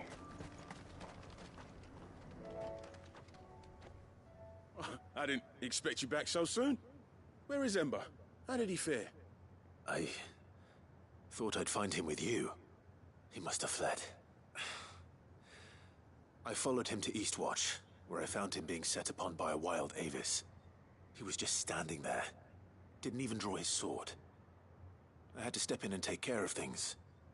But by the time I had, he was nowhere to be seen. I assumed he'd set off in your direction, but apparently not. I'm sorry, Sid. I knew the boy had a nervous streak, but he seemed like... The right man for the job? I believe this is the logbook you tasked me with retrieving. Eh? How did you... Don't you tell me you breached the tower while Sid was busy saving your skin. What? Wasn't that what you asked me to do? To bring the thing back without getting caught? He has you then, his heir. And he did it all on his own. But Sid, he did what he thought was best. And now I have to decide whether I agree. Of course. We'll await your evaluation back at the hideaway. Don't you leave my sight. Yes, Sergeant.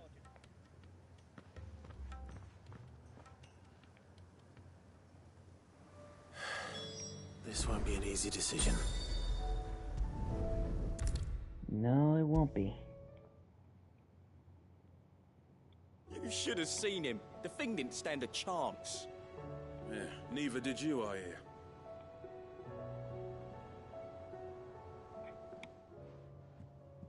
Welcome back, Sid. Welcome back, Sid. Yes. Welcome back.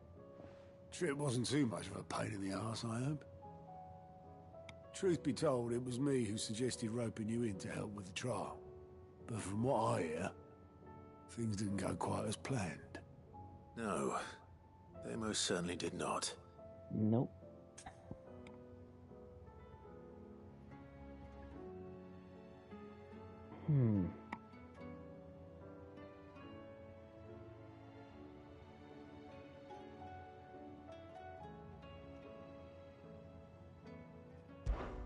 Ember lost his nerve in the face of a beast of prey, but he didn't lose heart. He pressed on, and he achieved his aim. And is that not what we ask of our scouts? Indeed it is. Thank you for your honest appraisal, Sid. The fact remains, however, that Ember will not always have a battle-hardened warrior on hand to pluck him from the jaws of peril. All I have gleaned from this trial is that without someone watching his back, Ember is little more than a liability. Wait, Sergeant.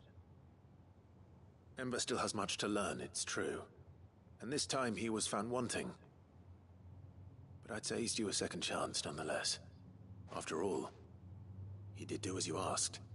With a bit of hard work, any hand can be made to hold a blade, and any mind can conquer its fears.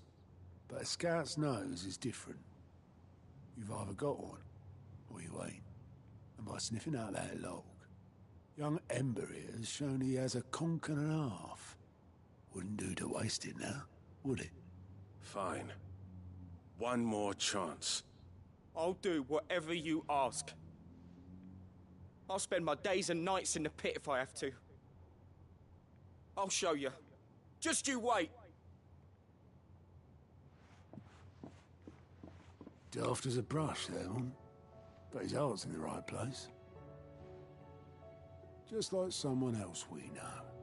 And if you ask me, we've been leaning on him for far too long. That time the Cursebreakers took some of the weight off his shoulders, I reckon. It couldn't hurt. Just don't tell Gav I said so, will you? I won't have him thinking he's been hard done by. Next thing you know, he'll be asking for a day off. Chance would be a fine thing. Back to work. Forgive me, Sid. This did not play out as I expected. Things really do these days. But that's why we need men like Ember more than ever. Men who can make the best out of a bad situation. Remember that. I will, Sid. Thank you.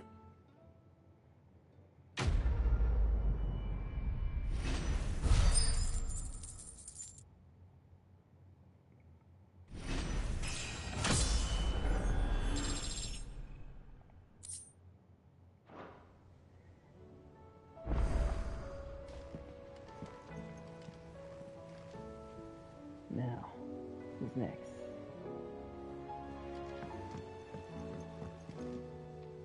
Sid, do you have a moment? By all means. It's my old master. Seems there's no escaping her. Yep. She found some level way to send me a 46. letter. And something else. Records from a Waluda prison. Seems they were keeping a lot of bearers there. How did she come by such a thing? Finding bearers always was her strong point. And it seems the cells of Maybe Balmung with Dark are every full of them. level I gain, Foreign the captives, more easier masterless, it'll probably be bearers to no one would defeat miss. Ultima. And even better for I her, just have to take. I bearers just have to with no keep one on to look taking after more them. of these side quests. When Ether started lapping at the walls, the jailers fled. Leaving the bearers to be liberated by whoever happened to come along next. Sid, I'd like to believe that I've earned your trust by now. And while I'm well aware that you've forbidden Cursebreakers from traveling to Waloed, I can't let those bearers die in their cells. I'd rather risk shipwreck on the Shadow Coast than leave them to starve. We'll be needing the Enterprise if we're going to navigate the Narrow. Does that mean... I'm making an exception, but we travel together. And we stay no longer than we have to. Ash is an inhospitable place at the best of times. We save as many as we can, and we leave. Thank you, Sid. There was a name in the prison register. A name from my past. Chadwick. Another of my former master's protégés. A gifted soldier, and the closest thing I had to family. The thought of him held captive in that place. He must be very important to you. He was. Is. Then we find him. The entrance to the prison lies in the shadow of Ravenwit Walls, just beyond the portcullis. We should head there as quickly as we can. I only pray there are still bearers alive to save. As do I, Doris.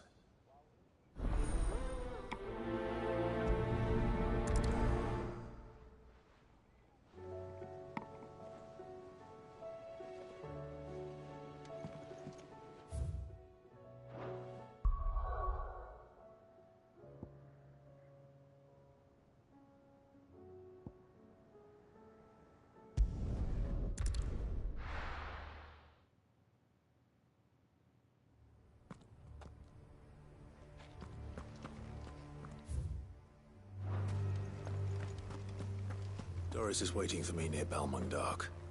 The longer she's out in the open, the more likely she is to be found by a Kashik. I need to hurry.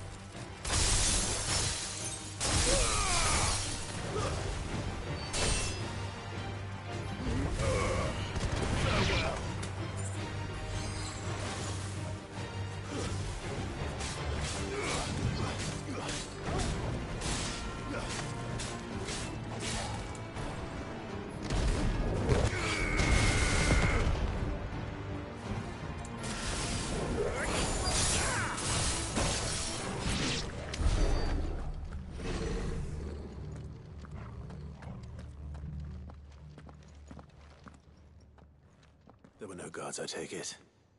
None manning the gates, no. It's a different story inside, though. The corridors are crawling with Akashic. Most likely guards left behind when the Wardens ran. If Chadwick was being held here, I worry that he may already be. Don't give up hope just yet. But let's move quickly. Let me check the ground floor. The ether stick is there. Then I'll search the upper level. Good luck, Sid. Stay safe.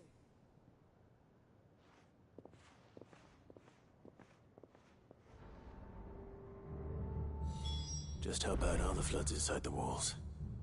Bad enough to turn a bearer? I hope not. We're risking a lot just being here. Better keep my eyes open for signs of life.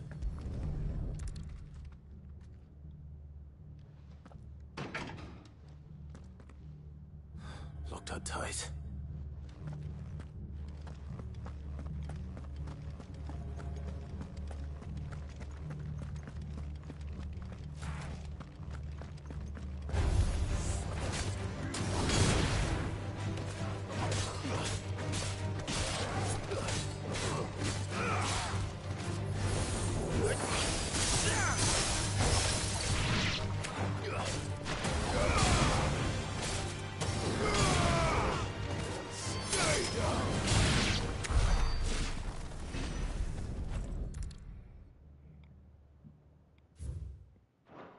So this place was no ordinary prison.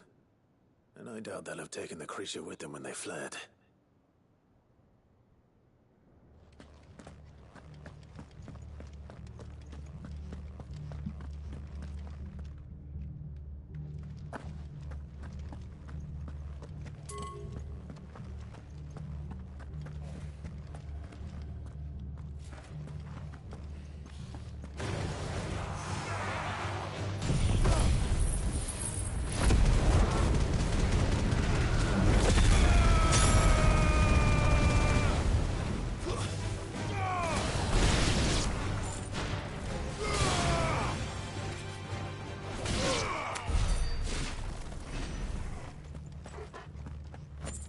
Good boy, Targo.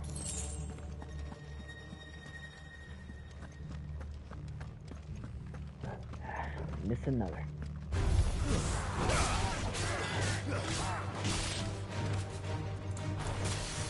Fire and flame!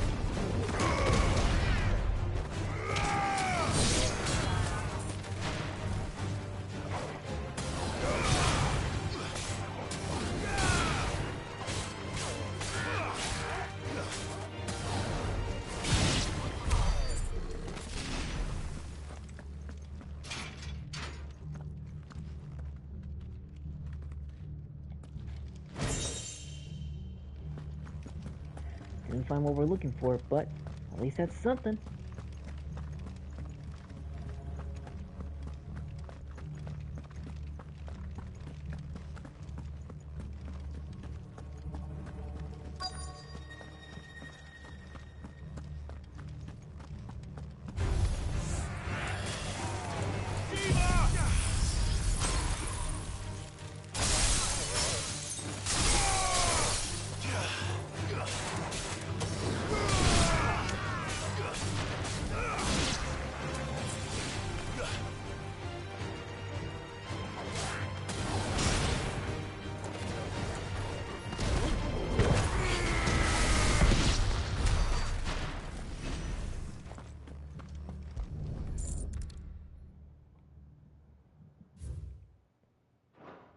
Minimal loss of Waluda lives.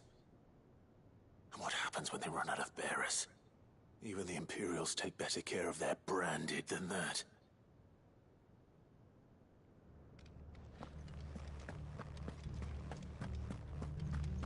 That's 2 now, and only 1 more item left to go. And here it is.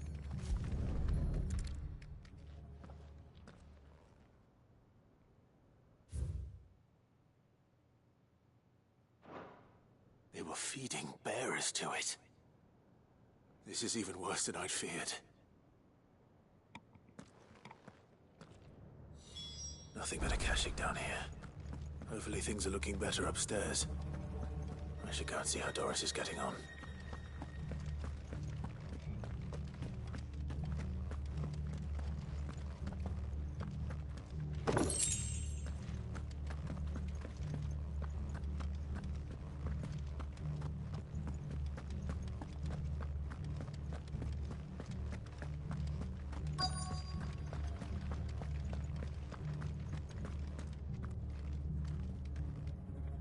No lock downstairs. But I did find out that this place was more than just a prison. Something far more sinister was happening here. I know. I've been reading some of these documents, and it can't be true, can it? Bearers die every day in service of their masters, but this is so much worse. Pitting bearers against a wild beast armed with nothing but their wits? And all in order to bring about more death. And not just those who could fight, but the elderly, children even, and those who wouldn't or couldn't were disposed of. Whatever that means. I'm afraid it means they were fed to the monstrosity they kept here. Then we're too late. And I was a fool to bring you here. Don't say that. Did you find anything else? A key. But it doesn't fit any of the locks on this floor. Perhaps it will fit one of the doors downstairs. There's a corridor I haven't searched yet. Finish up here, then come and find me when you're ready. All right. I'll be there in a moment.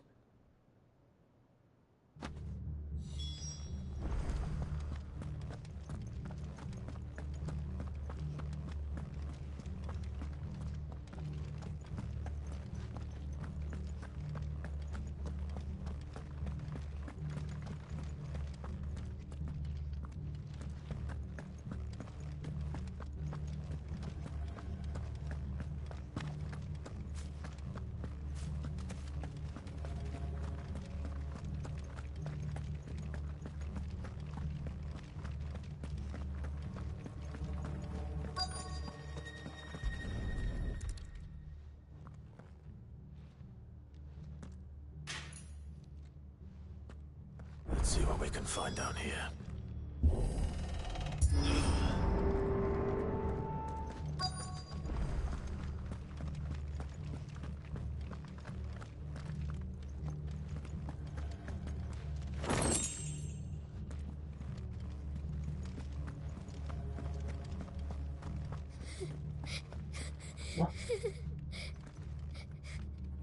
A survivor.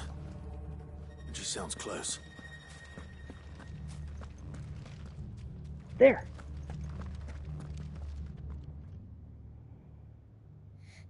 Who are you? There's no need to be afraid. Are you alone? Are there any other survivors? Some of the guards. They're still here. But something's wrong with them. Everyone else was eaten by the monster. Of course there were. Thank the Founder. It was worth our coming. But I'd rather we didn't linger. Are you ready? Ready when you are. You poor thing. He must have been terrified. Did Chadwick send you? What? He fought the monster.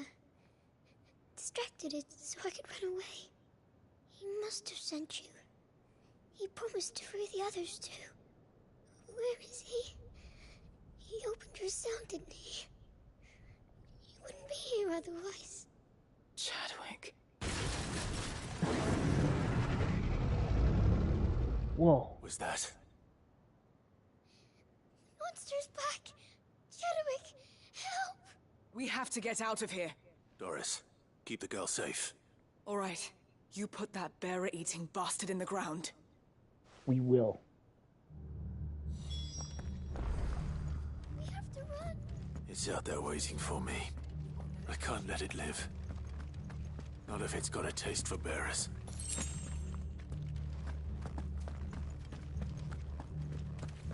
That thing may be strong and tough looking, but it can't be that tough.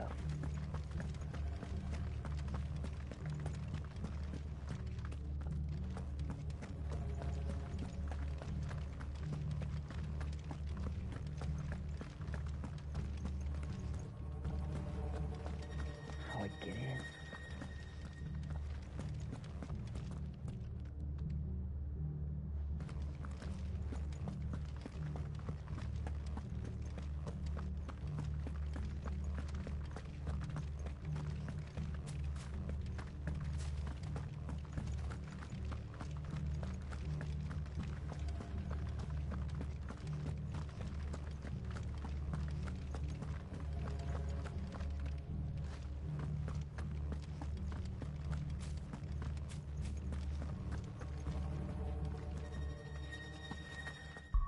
first things first. Maybe I should see if I can do anything to distribute my points. Let's see.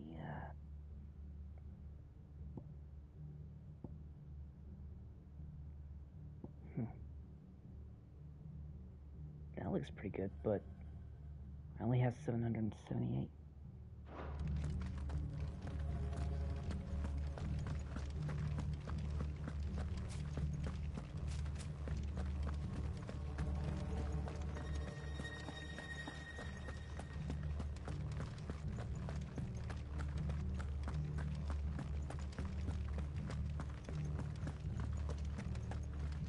Bingo.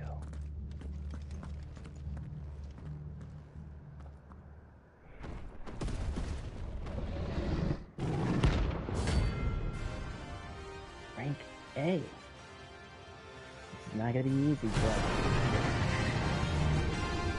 who better to handle this than us? The beast will wreak havoc if it ever leaves the prison. I can't let that happen.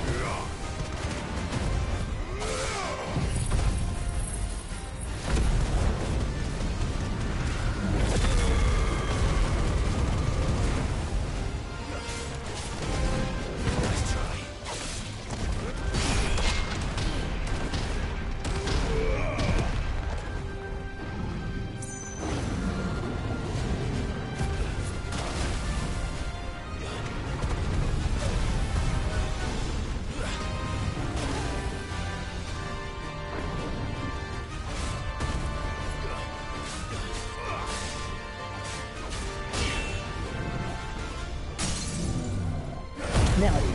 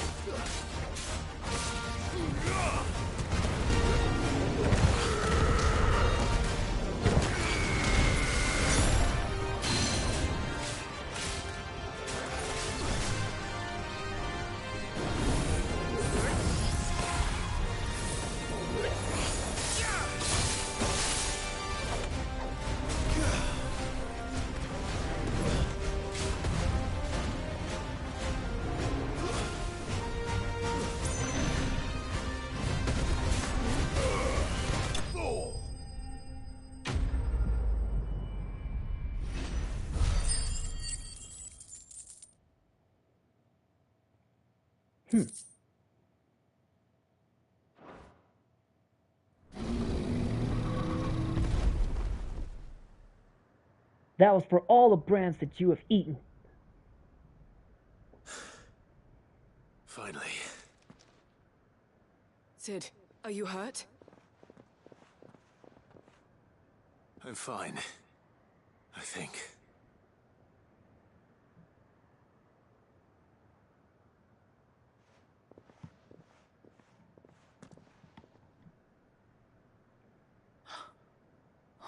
No. What is it? A diary. I gave it to Chadwick before we went our separate ways. He was here. Do you think that creature? I'm sure he fought bravely to the last. The girl is safe thanks to him. Chadwick. You fool. Come on. We have to get her back to the hideaway. We don't want his sacrifice to have been in vain. No, of course not. I'll see that she's looked after from now on. It's the least I can do.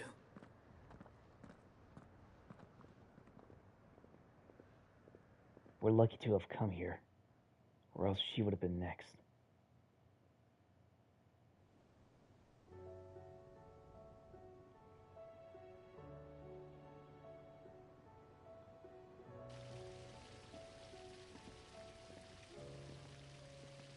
From what I hear, you've barely left the girl's side in days. I hope she's recovering from her ordeal. She is. Slowly but surely. She's far tougher than she looks. I thank the flames we found her. If we hadn't... I know. But we did. I'm sorry we weren't able to save Chadwick. There's no need to apologize. Without your help, I would never have found out what happened to him. How he fought to the bitter end to save her. To save Haida Marie. That's the man I remember. The man I thought of as a brother. I wish I could have met him. I'd like to hear more about your past. If you don't mind, that is. Of course.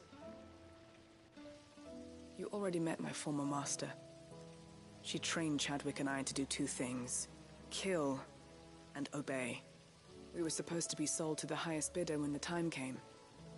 But no bid was ever high enough to convince her to part with us. For years we were her daggers in the shadows. But we could never quite shake our doubts about the things she made us do. And then, one day, we just couldn't do them anymore. So we escaped. But staying together was out of the question. They would have found us too easily. After so many years of training, the pull to serve was always strong. It scared me to think he might have taken another master, become a dagger in someone else's hand. But even in captivity, the battles he fought were his own. And he died not as someone's tool, but as a hero. Haida Marie is proof of that. Bearers can cast off their shackles. And the Cursebreakers will show them how. I'll fight until my dying breath to see it done. For Chadwick, and for all of us. Thank you, Doris. We'll be counting on you. Take care of her.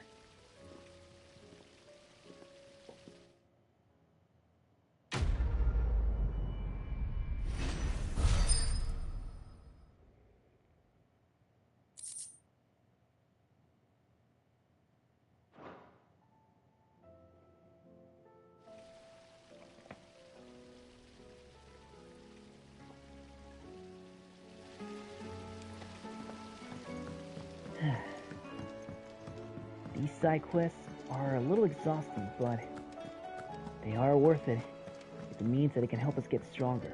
Besides, we have to do something in return for everyone that's done a lot for us. It's only right we return the favor. I'll save it for later, Joshua. But for now, the others need help. You alright? Something troubling you? No more than usual. It's just... Etta's baby will be coming soon, and I wanted to make something for it. I'm sure she'd like that. Back in the north, families would always make gifts when a bairn was on the way. Yeah, let the little tykes know they were welcome in their new homes, like. So, what's the problem? Well, the problem is that Etta's due any day now, and I don't know if I'll be ready in time. Then maybe we can help. Is there anything I can do to help? You know, there just might be. All right then. What exactly are we making? A good luck charm. But not just any good luck charm. Not just any. What do you mean? No. One made from the feather of a silver chocobo. There's naught luckier in all the realm, or so we used to say back home anyway. Thing is, they're hard to come by. Had Otto and Karen check with their suppliers, but nothing. I'd try and track one down myself, only... Only the big day is fast approaching. And that's all you need, a feather. That or the bird whose horse it's attached to, aye. I was gonna start by asking around with traveling traders plying the northern borders. Well, there's no shortage of those passing through Martha's. I think I might make that my first port of call. I'll let you know if I find anything. You're a good friend, Clive. I won't forget this.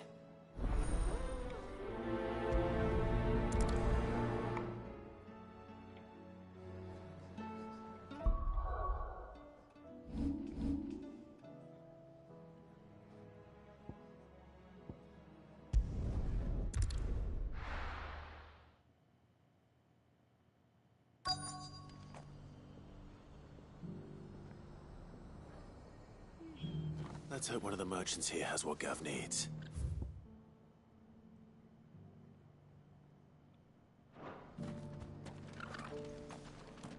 Well, maybe it's him?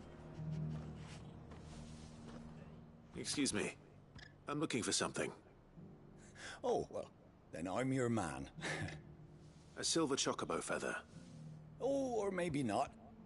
Though you're not the first to mention the bird around here. There was a man stopped by the rest not long ago, claiming he was attacked by a silver chocobo. Near some gutted hovel, not far from Eastpool. Most took him for a braggart and a liar, but who knows?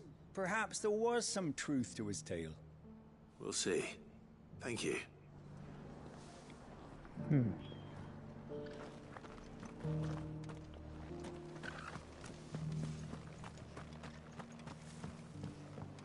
Maybe we should have a word with this guy.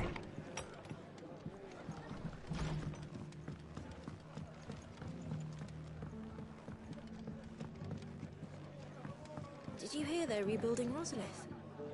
I was thinking I might take my cart out that way, see how they're getting on.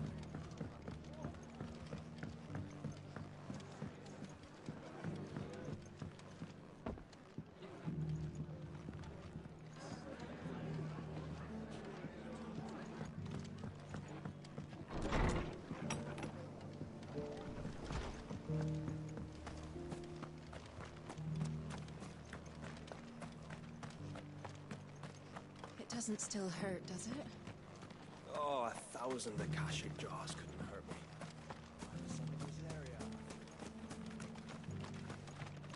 Found something. Can I help you with something? You wouldn't happen to sell silver chocobo feathers, would you? I deal in fruit, not fancies. But if it's fancies you're after, I suggest you try Rhiannon's ride. Was a silver chocobo seen there? Oh, yes. If you believe the ravings of a madman. It wouldn't be the first time.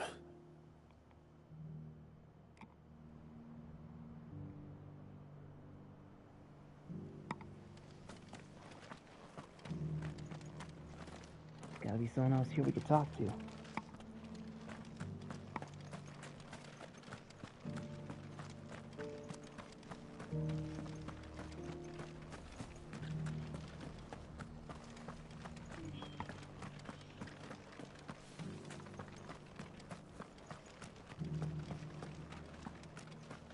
Just because the heavens have gone to wreck and ruin, it don't mean we have to. How about her? Let's get this stall set out. How do, traveller? You've the look of a man who could do with a new whetstone? Or perhaps a bawdy etching of the Vicerine? Maybe another time. I'm looking for a silver chocobo feather. If that's the case, rumours are all you're likely to find. No one has seen a silver chocobo for years. Word is they were all hunted for their feathers.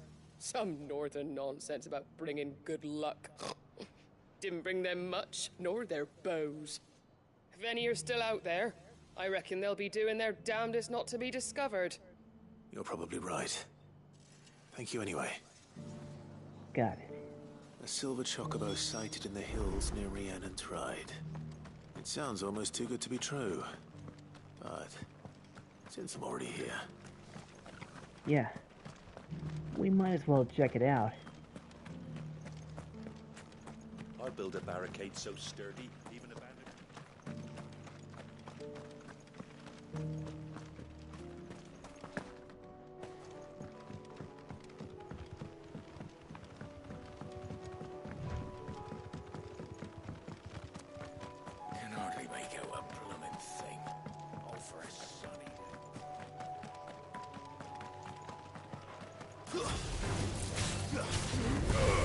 Get out of the way.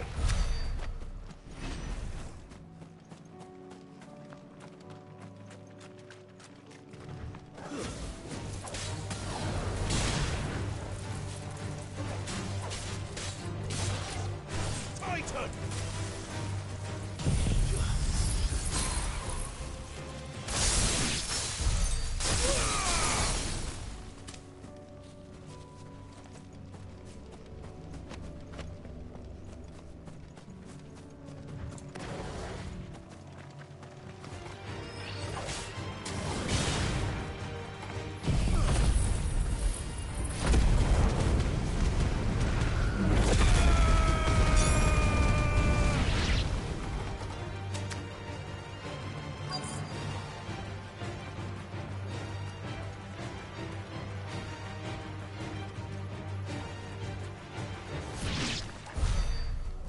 Good boy, Targle.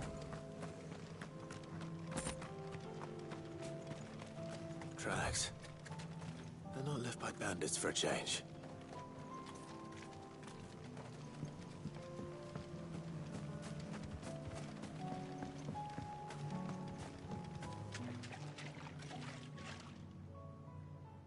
The tracks stop here.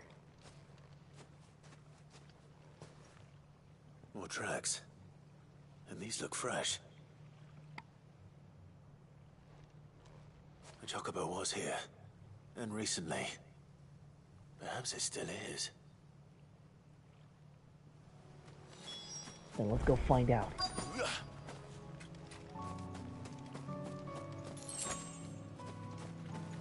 Even if we don't see them, they could have at least let some feathers stay plucked out. I don't hear anything. Bingo. Well, I'll be damned.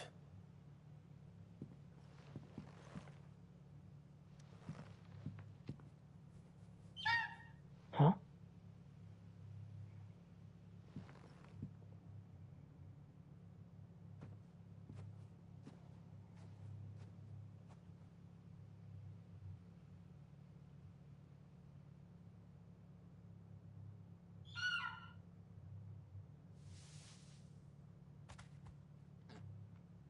It's all right. I'm not going to hurt you. Just borrowing a feather for my friend.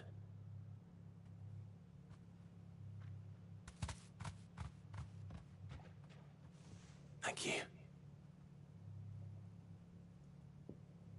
Let's get this back to Gav before they change their minds.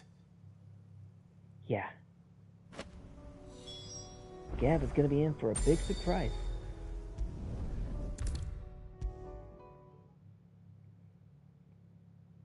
It was no trouble at all.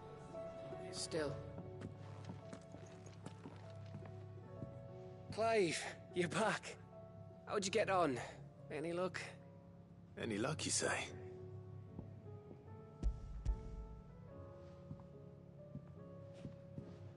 How's this for luck? Crystal's crack. Is this what I think it is? Where in the hell did you find it? It's a long story.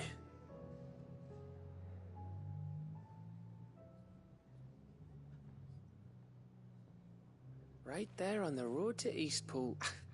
Who'd have thought it? Everything up there's been abandoned for years. The empty cabin made for the perfect shelter. Though I fear my presence may have forced the poor creatures to look elsewhere. Don't blame yourself, Clive. The Blight's right on Eastpool's doorstep. They'd have had to move on before long, even if you hadn't have turned up. They'll find a new home. Trust me. After all, that's what us endangered animals do. Anyway, what matters is, you managed to nick us one of their quills before they could run off. And now all that's left is to fix it to the carving. I didn't know you could carve. Reckon there's a lot you don't know about me. Like the fact I'm as good with a whittling knife as I am with a sword. And that bone Ember gave me's a dream to work with. What did you say it was from again? An Avis? But it weren't your Avis, Sid. I slew one of my own at last. So all those long nights in the pit finally bore fruit. I'm proud of you, Ember. Don't speak too soon. I ain't done my trial yet. There we go.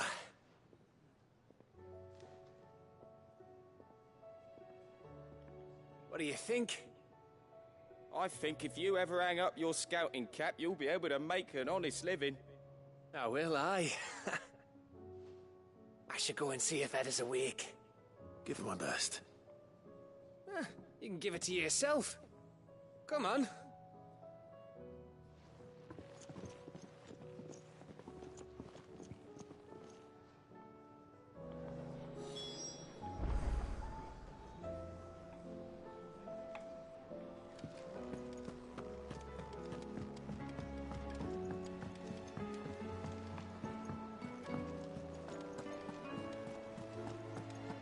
There's something about it. I feel like it's...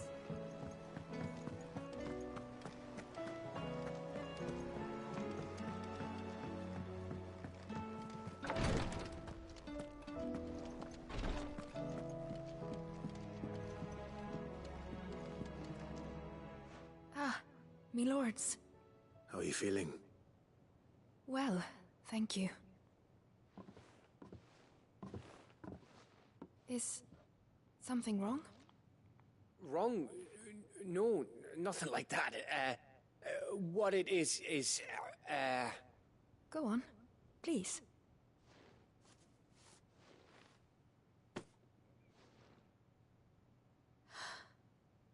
It's beautiful. Did you make it? We did. Aye. It's from all of us here at the Hideaway. Your new family, like. It's a good luck charm.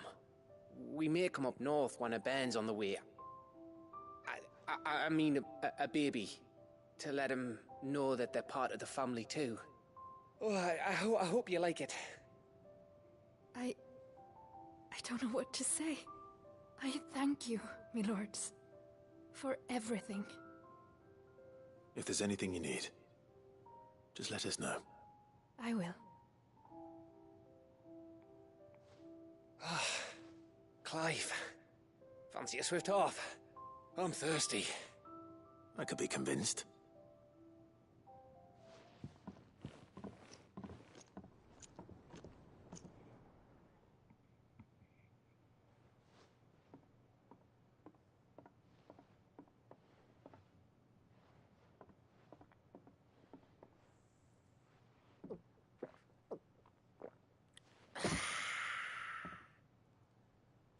Don't you think you've had enough?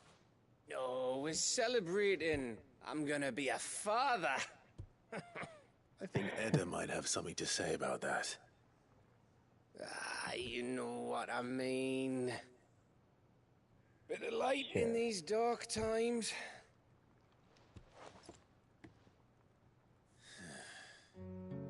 Wasn't long after me 10th name day. My mum told us she was with child again. I was over the fucking moon.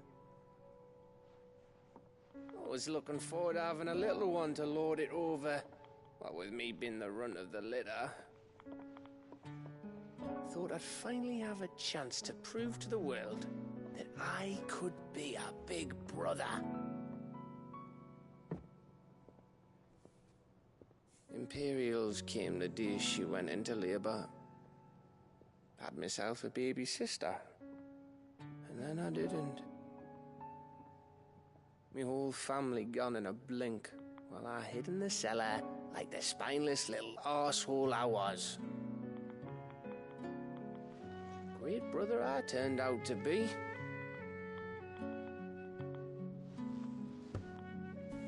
I'll never be a leader. And I'll never be a hero. I'm just a daft little dog who comes running when his master calls. I'll never be like you, or Sid, or Jill, or even Torgal. Have you finished? Maybe. He's definitely finished. Do you know why you're our best scout? Because you don't need anyone to hold your hand. Without your resourcefulness, your courage, your determination, I don't know where we'd be. Maybe hanging off a cliff like, That was only the once. Exactly. You learned from it. And here you are, after Founder knows how many missions, stronger for everyone. And let's not forget Rosalith. Who was it who freed me from the dungeon? Who was it who ran to Jill's rescue? That would be me. Because you're our brother, Gav. My brother.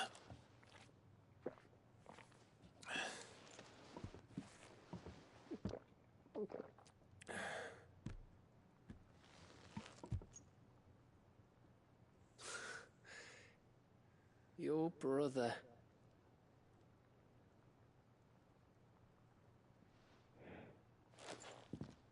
Which means that when the time comes,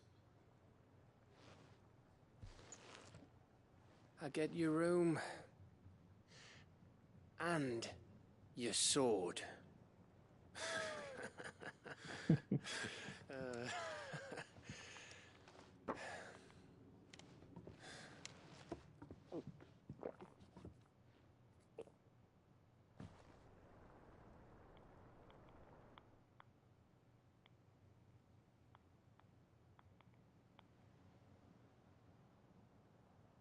I may have had one too many.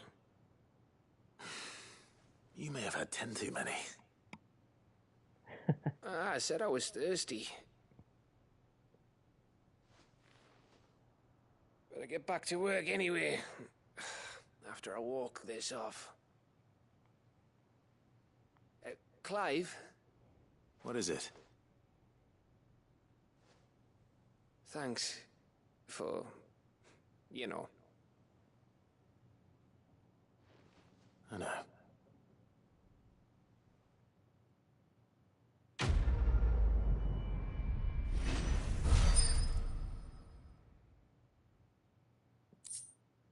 Good luck, Gav.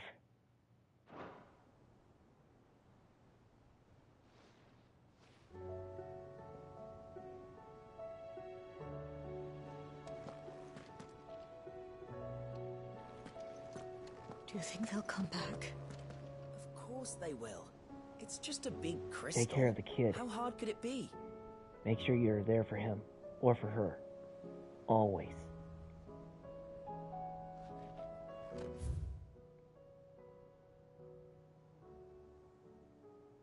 Got it. Another one.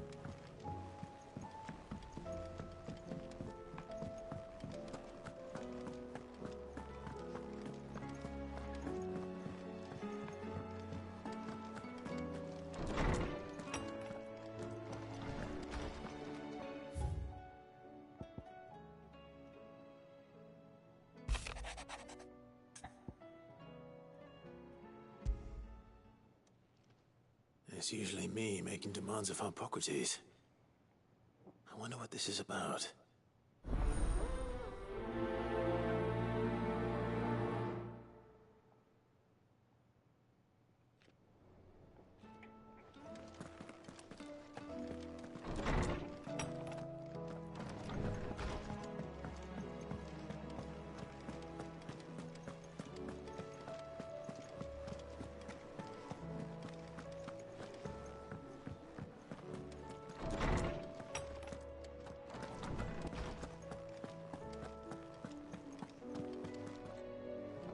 Lawsman Hippocrates, I received your note. Ah, yes. I expect you're wondering what this is all about. You spoke of making amends with Dion, but I can't imagine what for. Then I should begin by telling you that I was once his tutor. This was some years ago, of course, before I joined Sid in his hideaway. At that time, I was counted among the foremost scholars of Oriflamme, and was accordingly invited to the palace to supervise the young prince's education, all to ensure that the future emperor had a firm grounding in, well, everything an emperor should. History, religion, commerce, government. Alas, our time together was cut short when Dion left to join the Dragoons. His studies no longer being deemed necessary. I had not expected to meet with him again, least of all here. Have you spoken with him? No, I have yet to find the right moment. His Highness always seems so preoccupied, especially when alone. I would not wish to disturb his ruminations with idle words of greeting. Not when I know he dwells upon the evil Ultima had him commit in the Dominion. The guilt weighs heavily on him, I know. But as you say, that was Ultima's doing. Surely you can't blame yourself. When I first met him, it was not guilt, but his people's expectations that weighed heavily upon him. And I did nothing to ease that burden. He bore it alone, until the day he could not bear it any longer. It is one of my greatest regrets that I only ever offered him my wisdom, when what he truly needed was friendship. The blame for Dion's transgressions lies not only on his shoulders, but on mine. I see. I'm ready to help you in any way that I can. Then I beg that you bring me a wild wyvern tail. Apothecaries across the ages agree that even to glimpse such a flower is to be granted inner solace. Fabulists and fraudsters all, of course. But there is oft a seed of truth to be found where even the most outlandish opinions align. Well, it can't hurt to try. Where can I find this flower? And how will I know it? You have seen cultivated wyvern tails before, I trust. The lily-white blossoms from whose roots the poisonous ink for the brand is distilled. Well, those which grow in the wild differ only in their purple hue. The harsher the environment in which they are raised, the deeper the color. There is a waterfall in Rickmal's roost across the strait, where the flowers once grew in abundance. Whether they still survive there, I know not. But try as I might, I can find no likelier location. It's all right. I'll find you a wyvern tail one way or another. Thank you, Clive. And please, be safe.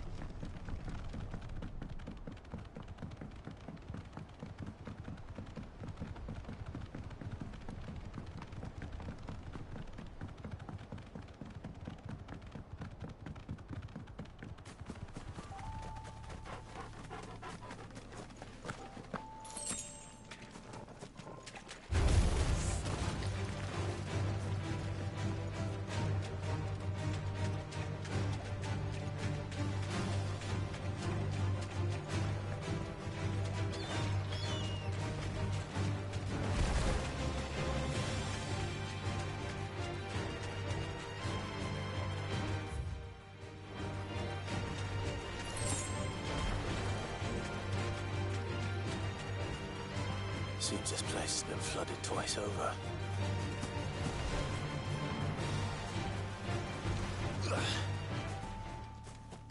Purple flowers blooming next to a waterfall. Shouldn't be too hard to find. There.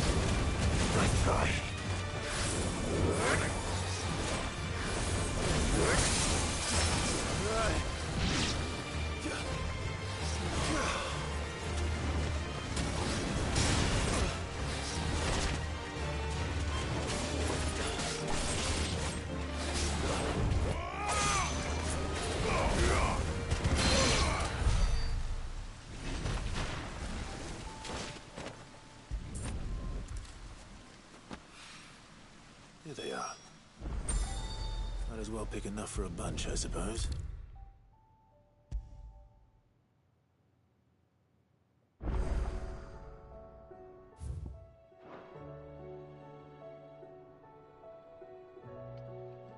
Oarsman, I found the flowers you were looking for. You did? I think I did.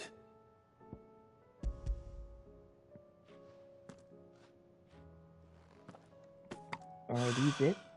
You did indeed. My dear boy, thank you. You wanted to make Dion a gift of one, did you not? Shall I invite him to join us? Oh, I don't... It's no trouble. I'll go and fetch him.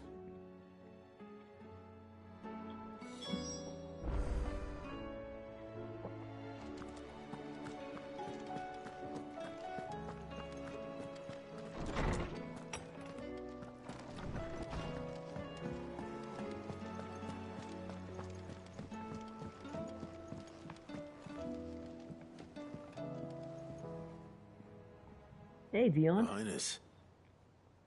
Would you do me the honor of accompanying me? No. It is time, then. No. Only to the shelves. Our lawsman has something he'd like to give you. Master Harpocrates. No. I dare not show my face before him. Not after everything I have done. I have taken countless innocent lives. And ruined countless more. All because I was weak. I have sworn to atone for my crimes or die in the attempt. But were I to meet with him again, and see in his eyes what I have become, I fear that my resolve might falter. Then that is all the more reason to do it. Test your resolve. Prove to yourself, and to him, how strong it truly is.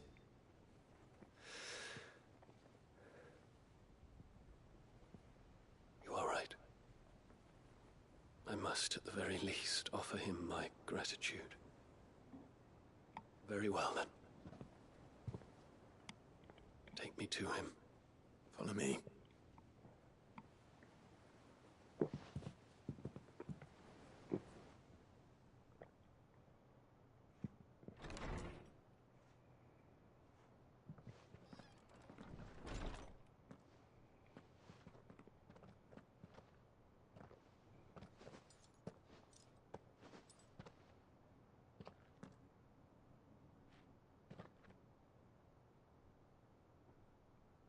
Even now, I hesitate to approach him.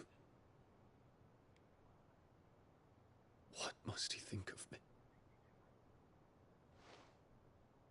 You'd be surprised.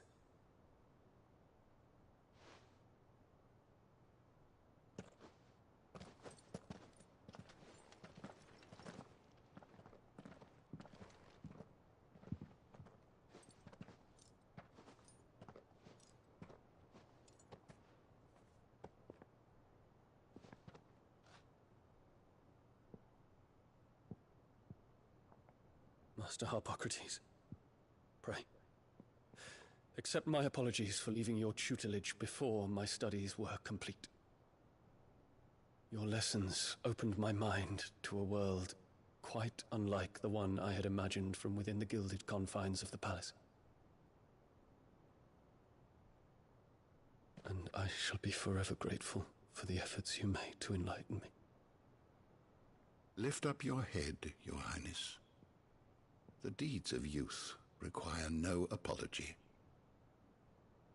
That you took the time to visit me says much about the man you have become. Now, there is something I would like to show you.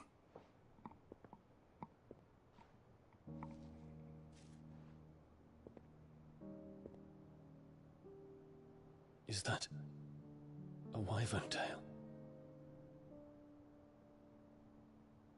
The color is unfamiliar to me.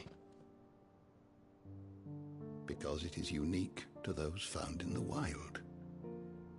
Something in the harsh environment in which they grow lends them this striking hue. Their roots are indistinguishable from those of their hothouse cousins, but once they bloom, the difference is immediately apparent. In this flower, I see you, Your Highness. Its roots were the roots of a wyvern tail, with all that implies. But they do not define it, just as yours do not define you. I want you to have it, that it might remind you of this truth.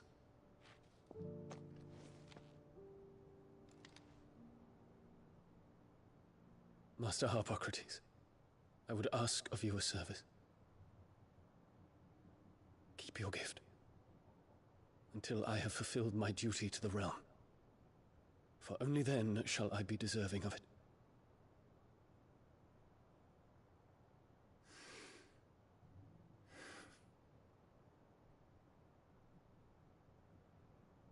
As you wish, Your Highness.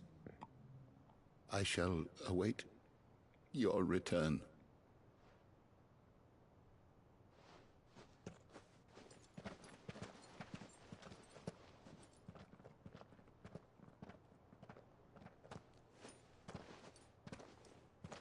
Our roots do not define us. No wonder my stepmother didn't like him. For reuniting me with memories I had thought long lost.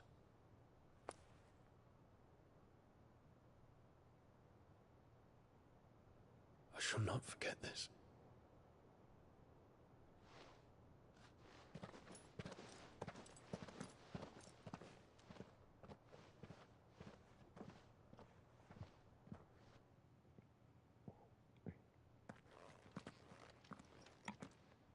Thank you, Clive. Were it not for you, I fear I might never have found the right moment to speak with him. Not to mention the wyvern tales. I shall plant their seeds, that I might not disappoint His Highness upon his return. I hope the soil in the hideaway is to their liking. Why, these flowers bloomed in the bleak, black wastes of Waloed. I'm sure Nigel's yard will suit them to a T.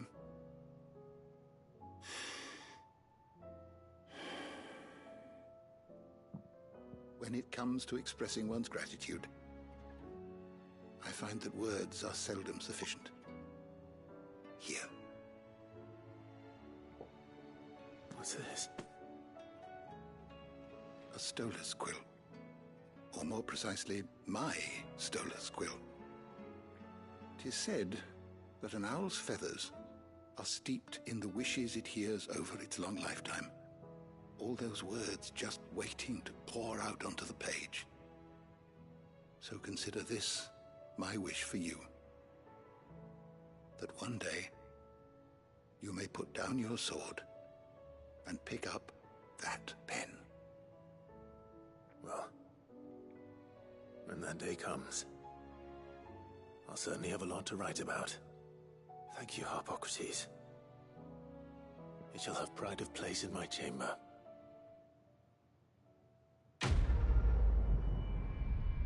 Another side quest completed.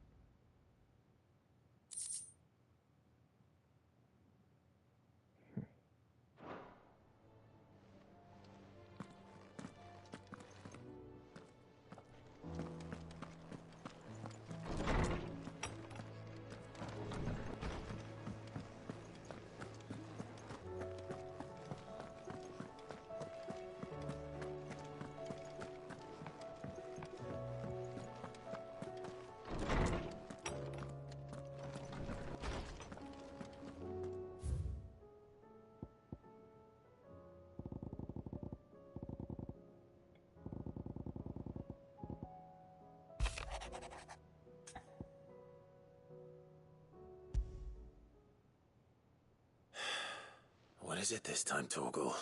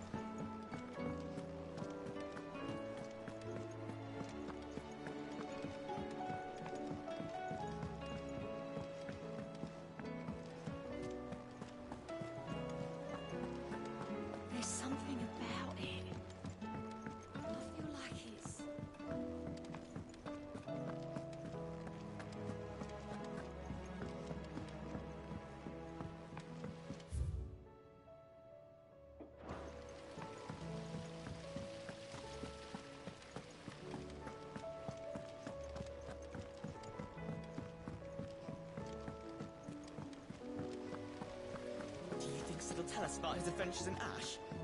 I doubt it. I heard he's leaving again. Well, then maybe when he gets back.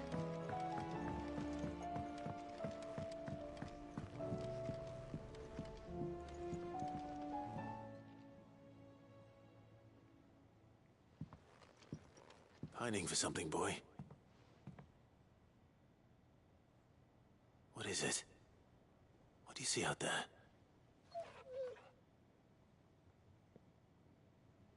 I never did ask where you got that anklet of yours. From Sid, that's why. On the day he brought him home. That long ago? And you're only thinking to ask this now? Sid saw that the pup had a habit of gnawing on his leg, since you ask. Clap that there iron on him to keep him from doing it. What was wrong, boy? I'll take like as not. Must have been hard on the poor whelp losing his loving masters at such a young age. Doubly hard in being a frost wolf, torn away from his icons and all. Sid would always tell him, you want that iron gone, you find what it is you're looking for. I reckon what he were looking for was you. I'm sorry, Torgal. Sorry for making you wait so long. Let's get that thing off you.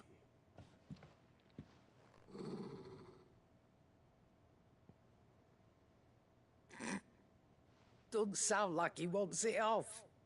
Indeed. Yeah. You miss Sid as much as the rest of us, don't you? I get it. You want me to go with you somewhere?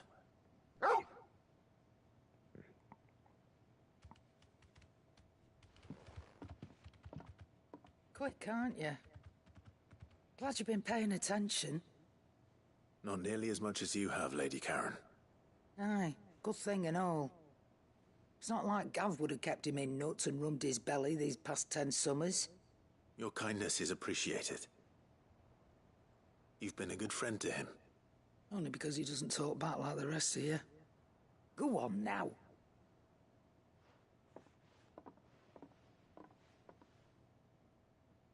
Where to then, Torgal?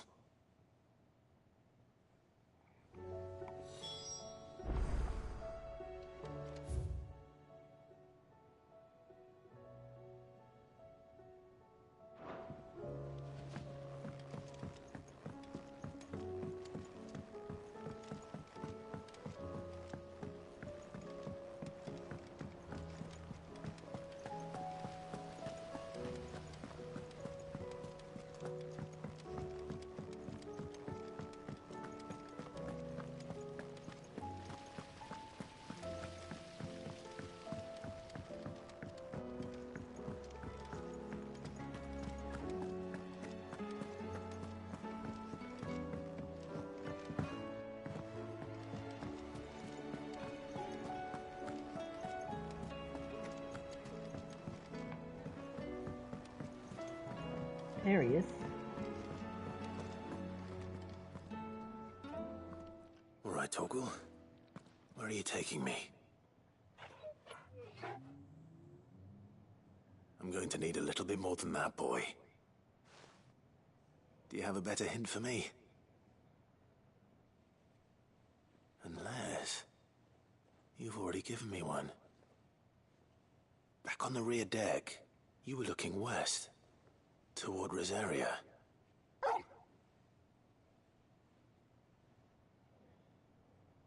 Why don't we try the rookery?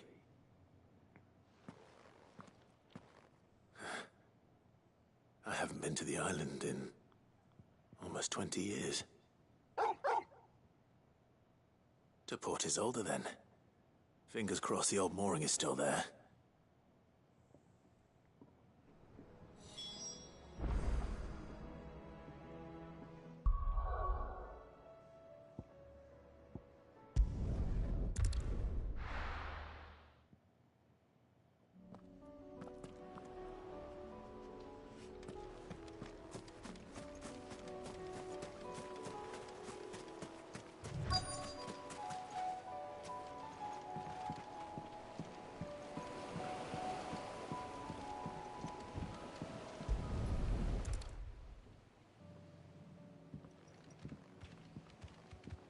It's still here. After all these years. Lots smaller than I remember. And you're a lot bigger. You might have to swim, boy.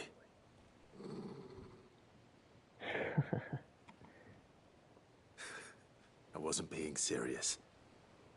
You gotta learn how to take a joke.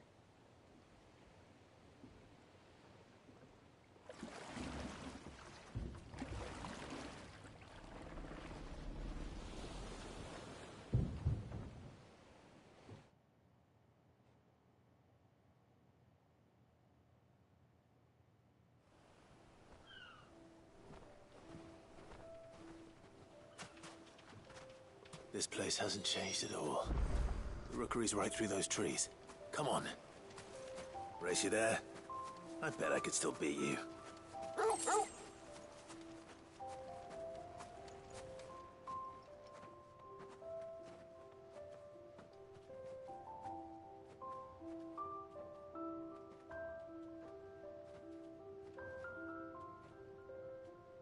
Here we are.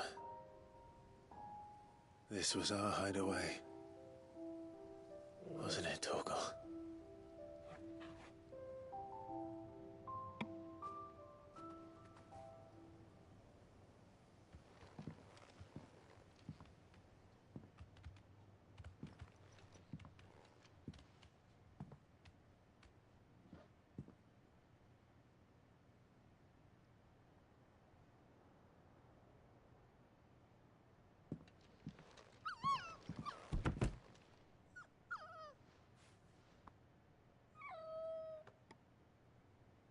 Coming here helped me to forget who I was.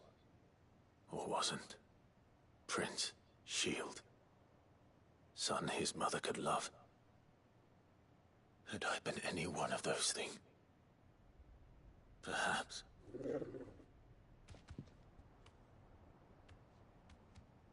What is it, boy?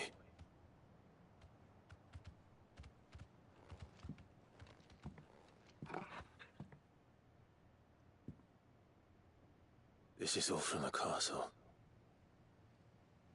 And Phoenix Gate. Did you bring these here?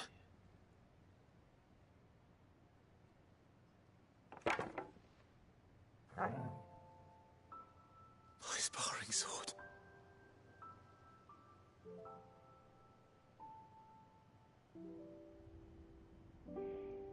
Well, well. You never stopped looking for me, did you, boy?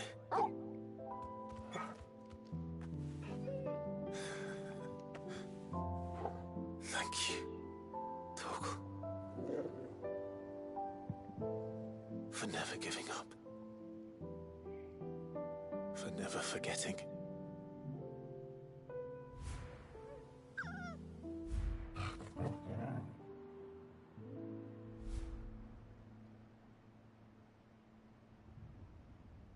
Let's take this with us, shall we? So I don't forget either.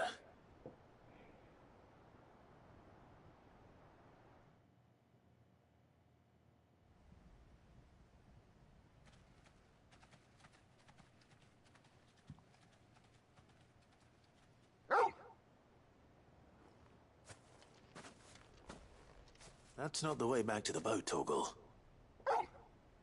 So you want to go somewhere else, huh? All right. I'm coming.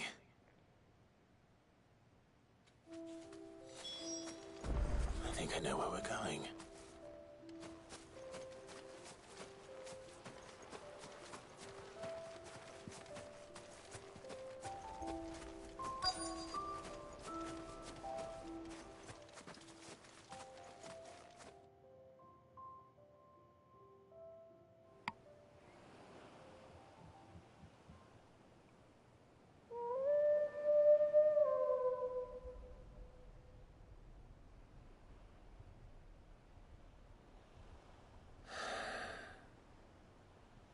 People always talk about the importance of putting the past behind you.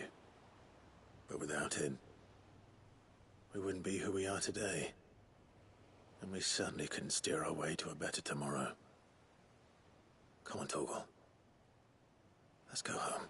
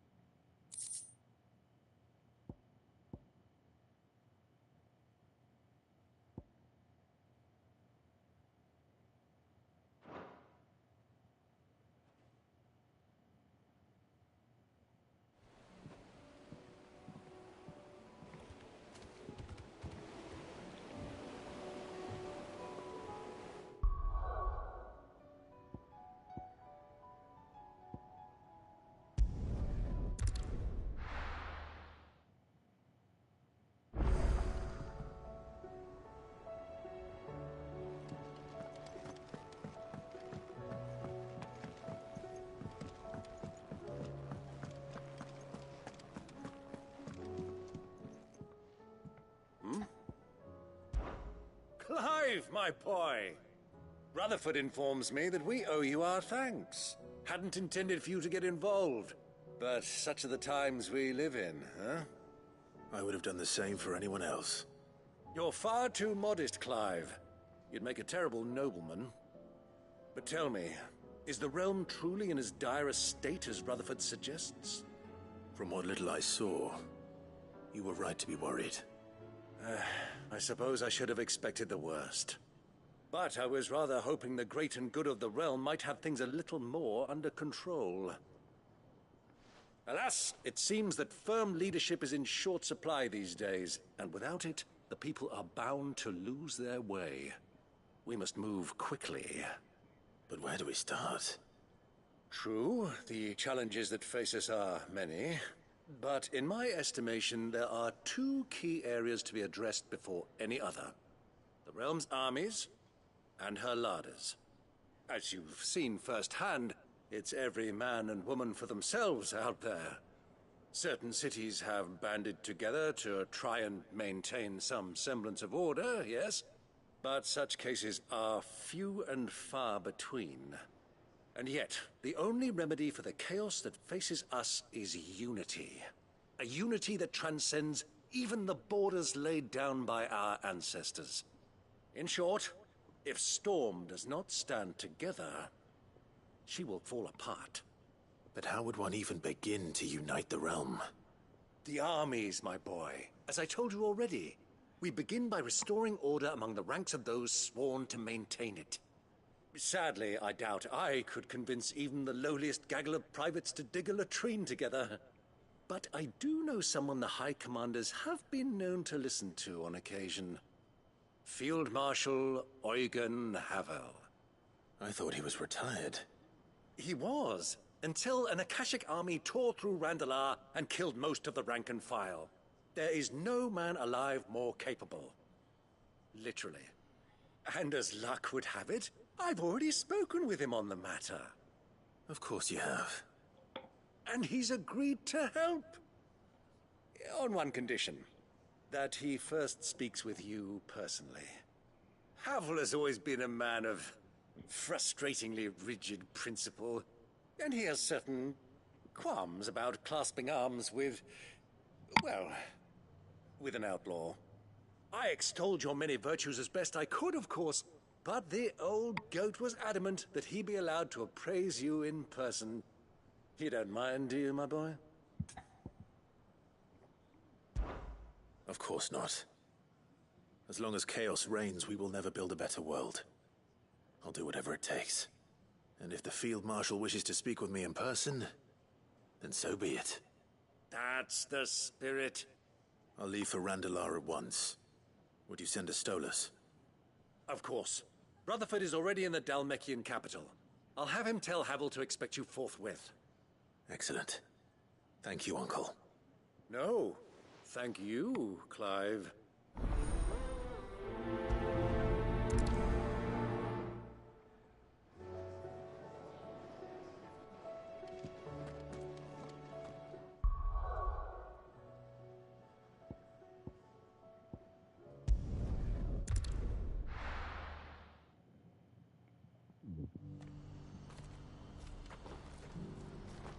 Do you see that too?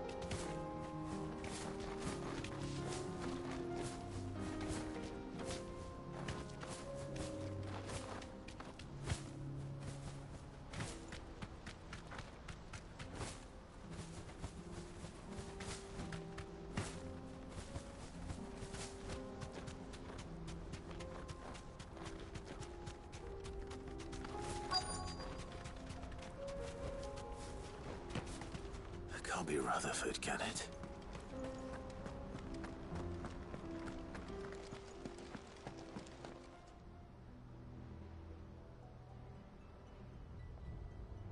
Turncoats and cowards, the lot of you! If it's a fight you want, it's a fight you shall have! Allow me. We'll handle this. I don't need your... Please, Field Marshal, oblige him. This won't take long. You're right. It won't. Men, finish him. I don't think so.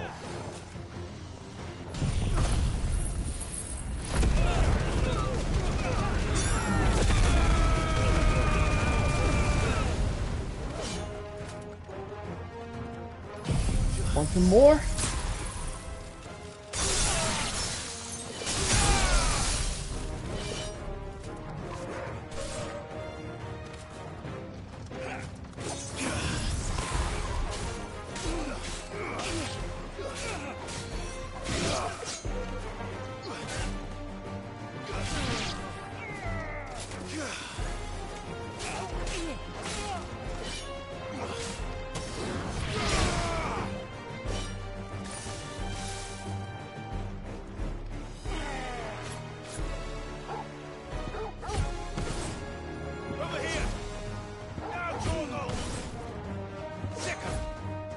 This one. Good boy, Targle.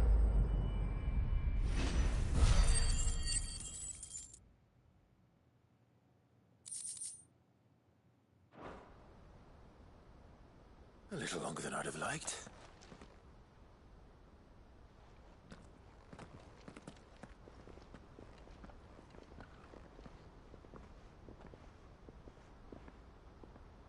Field Marshal Havel, I presume.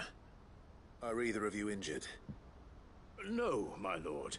You arrived just as our escort turned on us. Fucking traitors. I'd heard reports of soldiers in the outlying regions abandoning the oaths they swore. But I hadn't thought the corruption had reached so close to the heart of the Republic.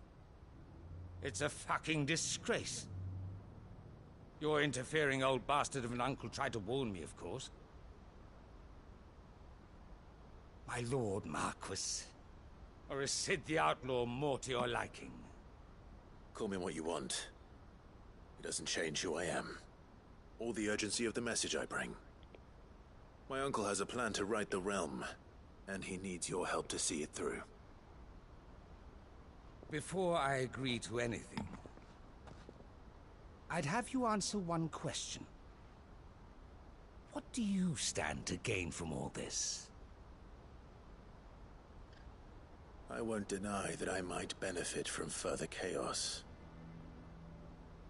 But I seek a new beginning for all of us.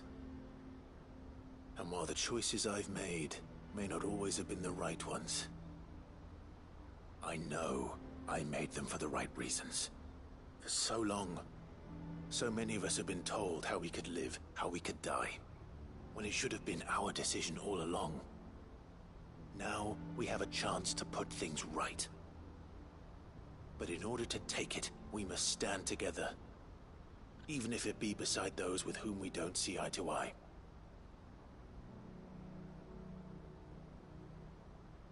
Certainly not the words I expected from an outlaw. But perhaps your uncle was right. You are no ordinary outlaw. I'll never hear the end of this. All right. I'll start by ordering my most trusted guard to bring the Dalmekian fringes under control. Next, I'll make contact with my counterparts in the Imperial Army and see if I can't convince them to try and restore order in their own territory. Thank you, Field Marshal. But they are not the only ones we will need to convince. What do you mean? I don't doubt that I can bully some sense into a few generals. But those they answer to require a different kind of persuasion. And when it comes to honeyed words, well, we will need an envoy. One who can court even the most stubborn of statesmen. You, perhaps? I'm flattered. But I'm no diplomat either. And I have other problems to attend to. What we need is a skilled arbitrator. And I may know just the person. Is that so? And would he happen to be an outlaw too? Of a different kind, perhaps. Well, beggars can't be choosers. I suppose we'll all have to find a little of the outlaw in ourselves if we're to make it through this. Very well. Send your man to me right away. I shall.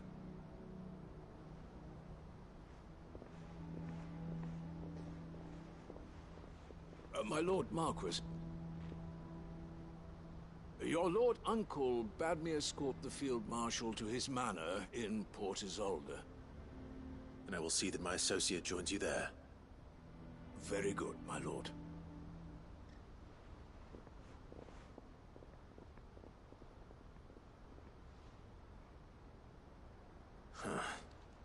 An envoy.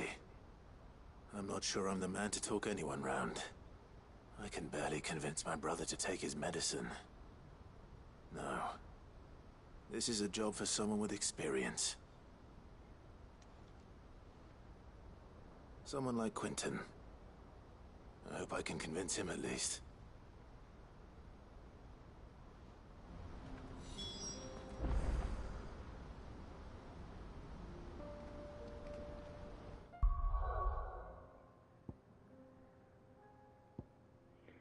Okay, hang on, guys. I gotta use the restroom.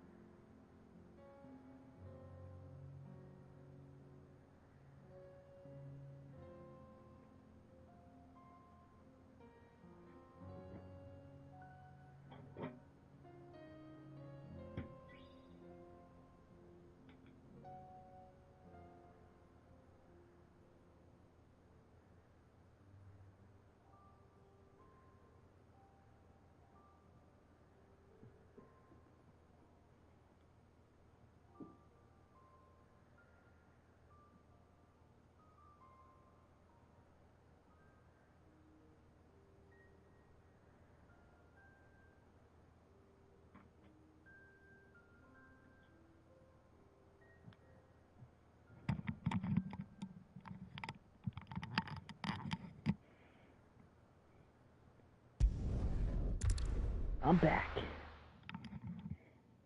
Now, where were we?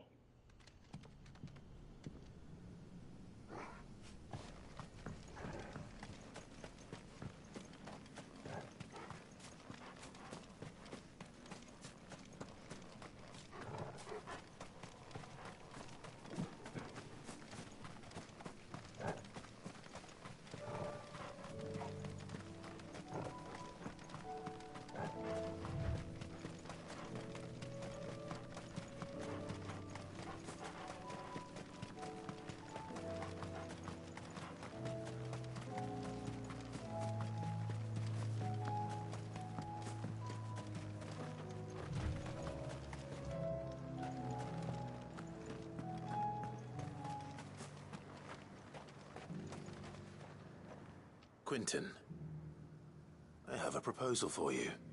Do you now? Something tells me you'll be asking more of me than a cask of Gotand gold. Go on then. Propose.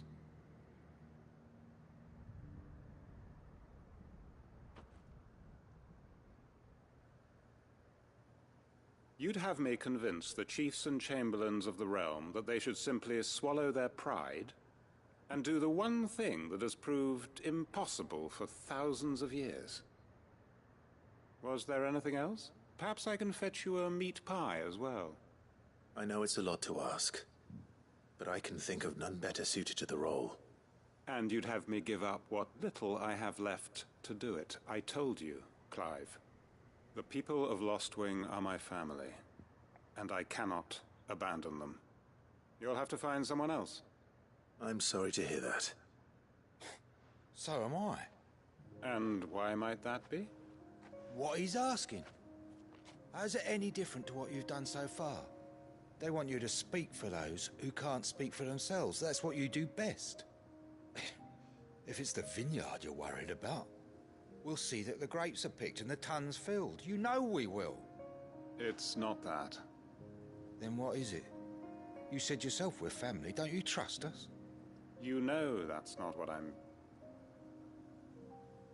Then what are you saying? That only we are worth saving? Why turn your back on everyone else?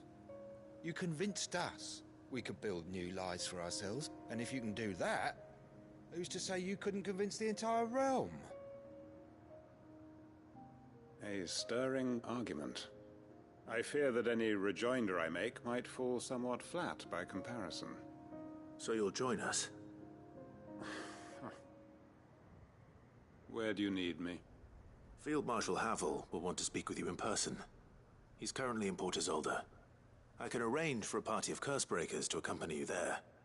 That would be very much appreciated. I hear the roads are far from safe these days.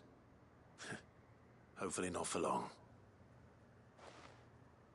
My uncle will want to know that his plan is taking shape.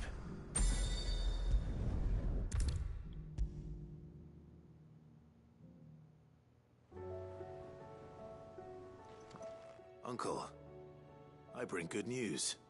The Field Marshal has agreed to your plan. Ha! Of course he has. I didn't doubt you for a moment, dear boy. Rutherford is accompanying him back to your manor in Port Isolde as we speak. They will await your return there. As will one other. One other?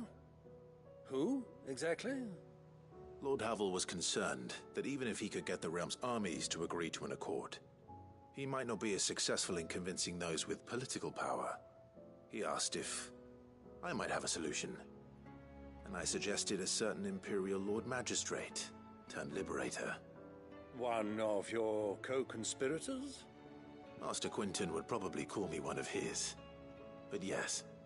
Another outlaw, then. Just the thing we need to put these rotten politicos in their places. Good thinking, Clive. I'm glad you approve. The more the merrier, eh? Uncle, assuming Havel and Quentin can solve our problem with the armies, you still haven't mentioned how we might manage the grain shortages. Oh, don't you worry, my boy. The 7 high houses will be seeing to that. They have all agreed to make the most generous of donations.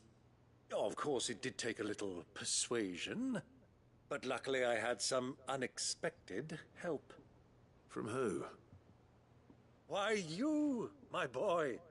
Rumor has it that you rescued the Lady Ariane's head steward Rockford from a horde of bloodthirsty bandits. It was more of a handful. Well, the old battle axe was so pleased. She had a shipload of talents delivered to my private docks by the next new moon. And when the other houses saw the parsimonious old crone's purse strings finally loosen, they as good as tripped over themselves in the rush to follow suit. I'm happy to hear it. Now, I must be getting back to the manor. Join us there at your earliest convenience, would you? Of course, Uncle.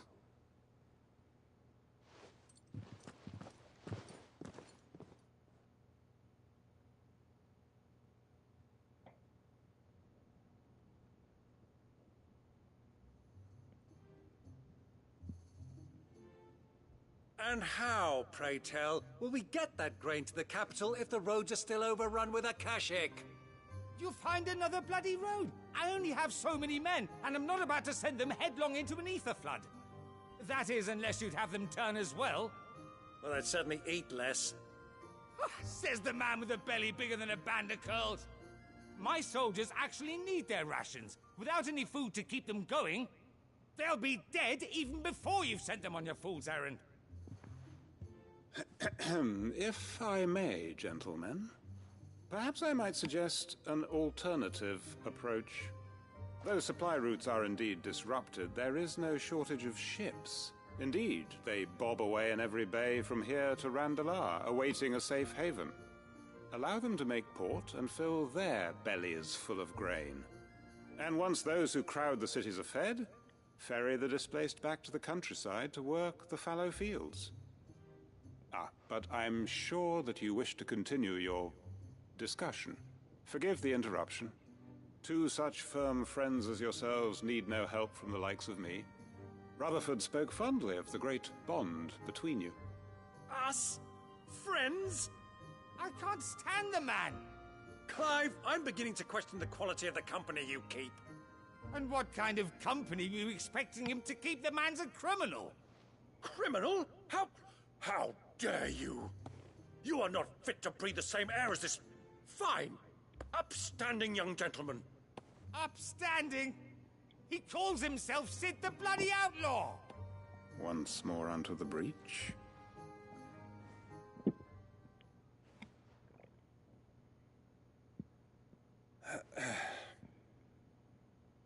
Shall we begin again? What we seek here is not to create a new nation, nor to claim the thrones of those that already exist. We wish simply to bring stability to the realm that mankind might weather the current storm. And to do that, we must convince those in power, the generals, the statesmen, the nobles, that our cause is just. There will be disagreements, yes. And I imagine some resistance, much resistance. But we cannot let that deter us. If we show them the path, show them that we walk it ourselves, then I am confident they will follow. The fate of the world lies in my nephew's hands, but the well-being of her people lies in ours. And we must not squander the chance that Clive has given us. Uncle Byron, Now, with that settled, let's move on to the signing of the Accord. For what great moment in history hasn't been accompanied by a little ceremony?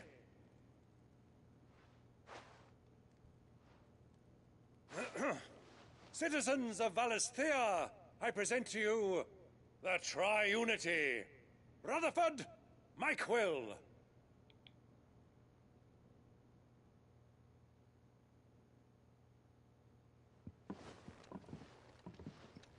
Well, my boy, the stage is set. That it is. This is the role you were born for. Now I ask only that you trust in the talents of your supporting cast. We shall play our parts to the best of our abilities, that you might have the opportunity to shine. The realm needs its Sir Crandall. And there is no better Crandall than you, Clive. I want you to keep this signed accord as proof of our faith in you. I will. Thank you, Uncle.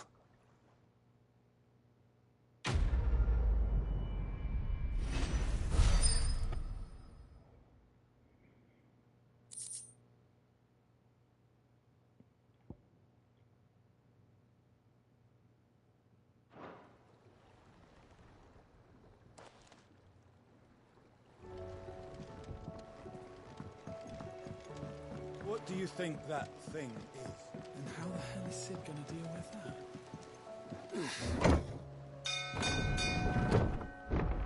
that? Alright guys, just one more side quest to do, and then I'm gonna cut the live stream for today. Tomorrow is definitely the last one, the final battle.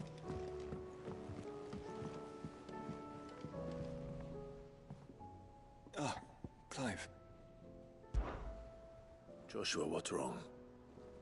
And don't say nothing. It's...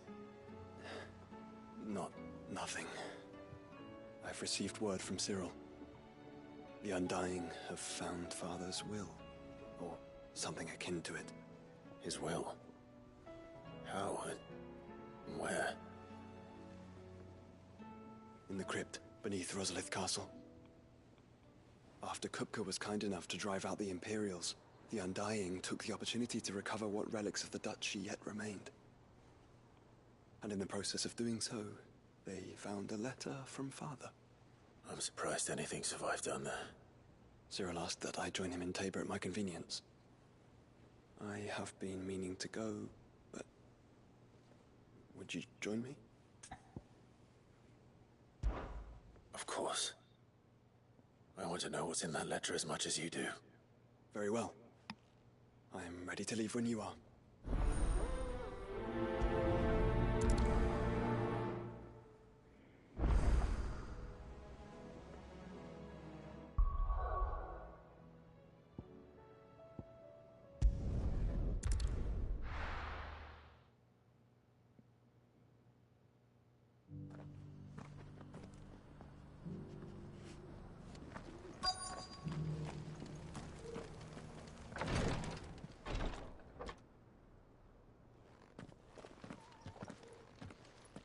Your Grace, my lord, I trust your journey was not overly onerous.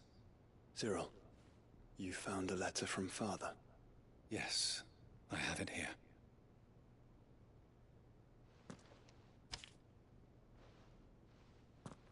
If you would do us the honor, my lord.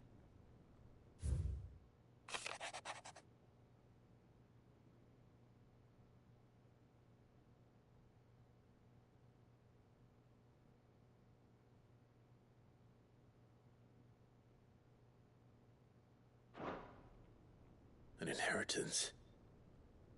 It would seem the late Archduke penned this missive shortly before his passing. The day before we left for Phoenix Gate. What are these plans he spoke of? His plans for the Duchy, Your Grace. Your father entrusted them to my predecessor, the former bearer of the Burning Quill, who entrusted them in turn to me. The complete emancipation of bearers is their stated aim. But your father's dream did not end there. His Grace also spoke of building hospices to care for those stricken by the curse, and the founding of a new university to further the development of non-magical technologies. With the blight spreading ever more widely across the twins, Archduke Elwyn saw this as the only means of securing Rosaria's survival. He wished to see men and bearers treated as equals. To see centuries of common wisdom overturned. Small wonder he did not think it achievable within his lifetime. But he thought it achievable nonetheless. Had he not, he would never have written this message.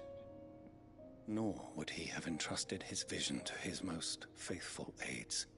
Those who would have stood with you, shielded you from the machinations of the less benevolent personages at court. It's a pity only they are still with us. 'Tis true that those most loyal to your father were the first to suffer the Duchess's wrath. But one at least remains, and she has come bearing gifts. What do you mean? Mayhap it is better that she explain, my lord. After all, the duties entrusted to me by my predecessor extended only to recovering His Grace's will and arranging a meeting with the one who might execute it, or a part of it at least. And where is this woman? She awaits you in the archive, Your Grace. Thank you, Cyril. Shall we then?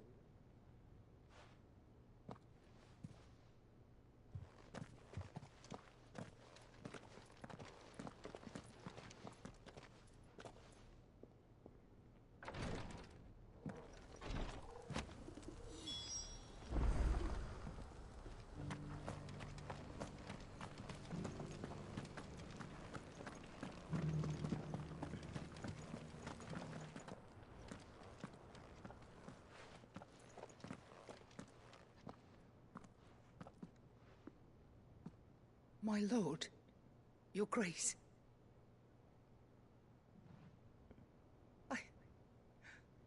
I hardly recognize you. I am Goditha, retainer of House Rosfield, loyal servant to the Phoenix and his shields. Your father, the Archduke Elwyn, entrusted me with the delivery of a gift. I only hope you can forgive my tardiness in bringing it to you. Lift up your head, Lady Goditha.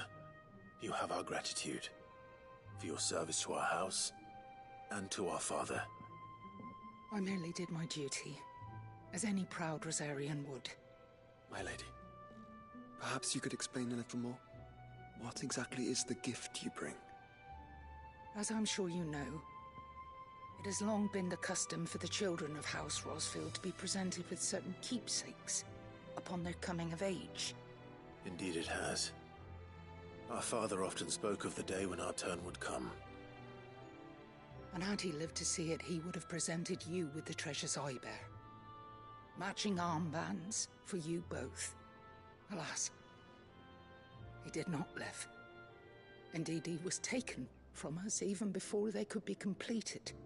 He had intended to claim the Heartstone with which each armband was to be finished himself, but it was not to be. And his gifts remain incomplete. I see. It saddens me to bring them before you, as they are. It was your father's wish that you be presented with the finished articles, not these, works in progress. But with his grace long since gone, and the stone left unclaimed, I had little choice. You are grown men now, and his house is yours. And while I would not presume to insist upon your claiming the Heartstone in his stead, I know that nothing would have pleased him more than for you to do so. Thank you, Lady Goditha. What say you, Clive? What else?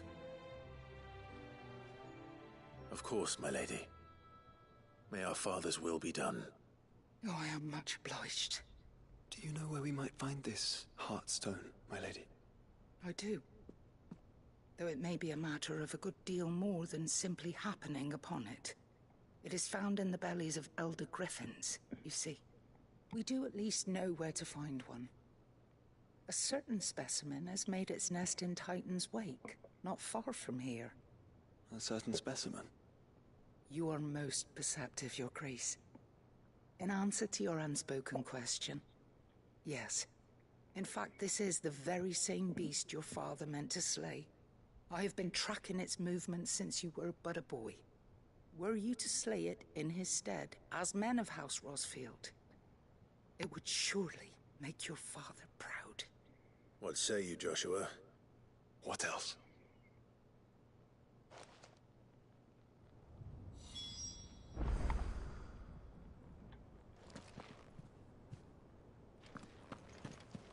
Titan's Wake is to the south of here.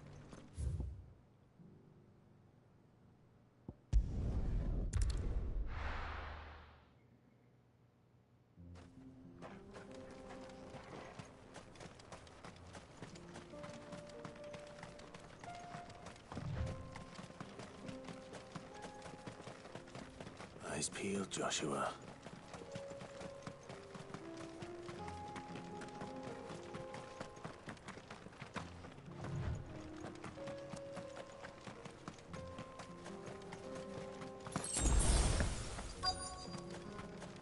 Whoa.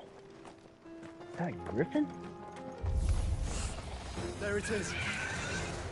For House Rosfield.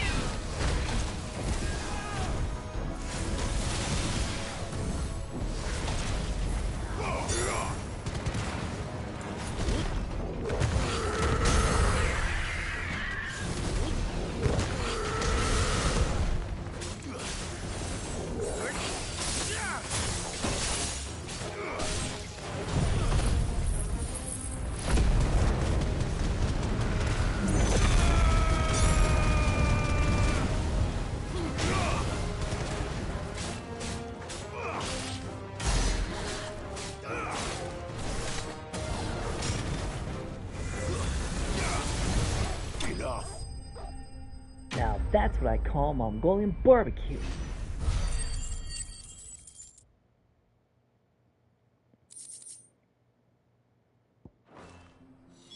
Is this the Heartstone? I expect Lady Godotha will know.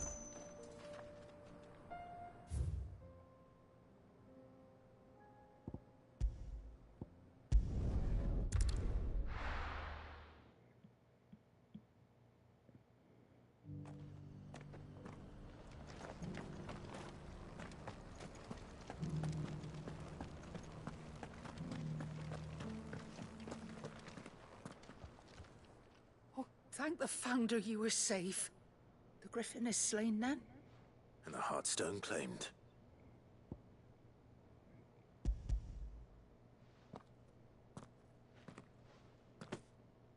Yes. This radiant luster, like frozen flame, it is just as your father described it. Thank you, my lord. Your grace. Your father would be so proud. Lady Godotha, the lapidary is ready. Thank you, Cyril. I will be with him shortly. If you would excuse me, I shall have the stone cut and set forthwith.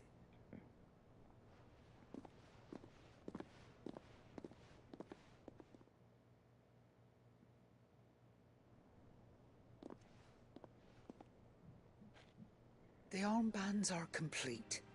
Pray, take them. They are yours, after all. Heartstone is harder and more enduring than garnet, or even ruby. It symbolizes unwavering will and devotion. And the graven vines encircling the stone represent the unbreakable bonds between you. It's a message. Father knew we had enemies both inside and outside the duchy. Enemies who would thwart his vision. Only with unwavering devotion would it ever be realized. And only if we stood together, as Phoenix and Shield, as brothers in arms, only then might those enemies be overcome. Indeed. His Grace knew the enormity of the task he would entrust to you, his heirs.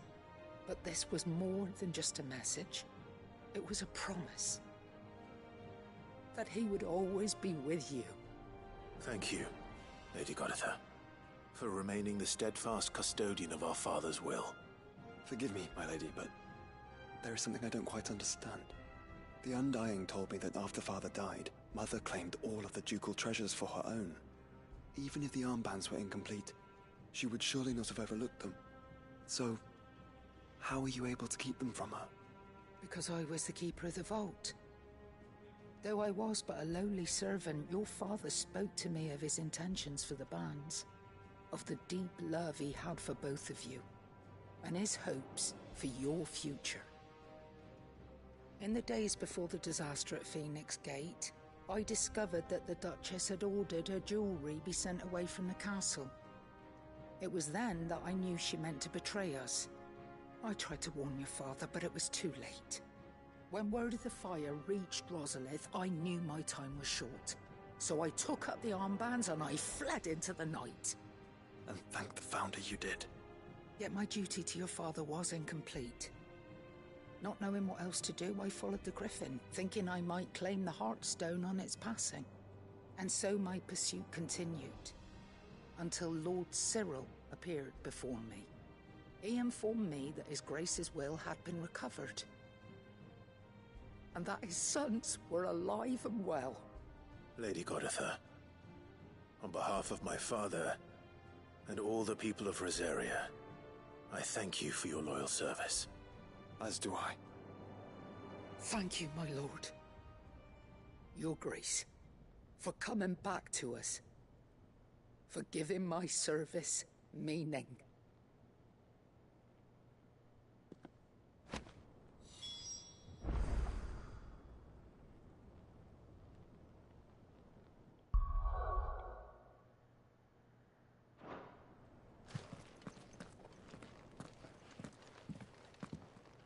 The bands suit you well. It must be gratifying to finally receive the inheritance that was denied you for so long. It is. And we thank you for the part you played, Cyril.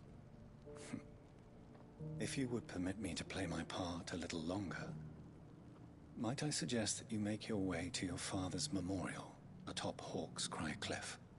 Let him see that you have received his blessing, and that his vision lives on in you. I suppose it would be churlish not to. What do you say, Clive? Should we pay Father a visit? I think we should. I was hoping to be able to offer him my thanks before we left for Origin. Your father's helm is enshrined there. It has been since the day we recovered it from Phoenix Gate. I prithee claim it, for it too is a part of your inheritance, and I do not doubt that your father would prefer it in your hands than perched upon some lonely rock. Thank you, Cyril.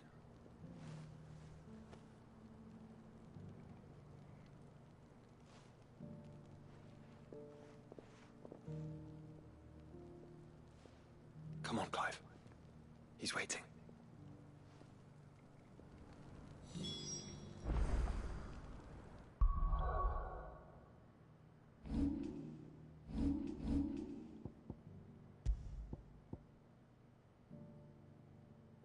I was right to take on these side quests. They give some good goodies.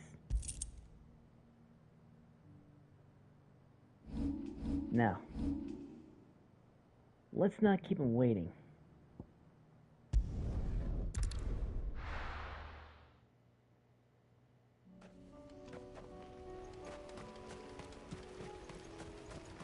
Unwavering will and an unbreakable bond. Do you really think we're strong enough? To save the world? Of course.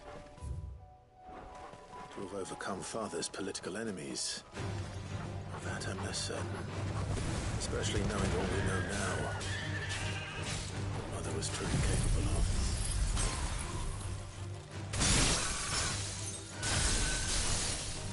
Perhaps these bands would have helped. Knowing he was with us would have made all the difference.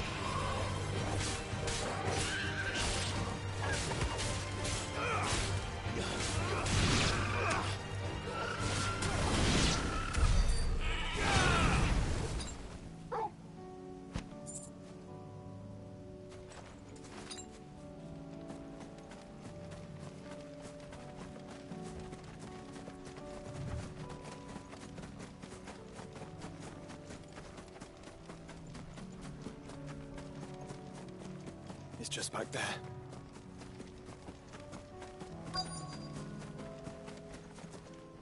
There he is.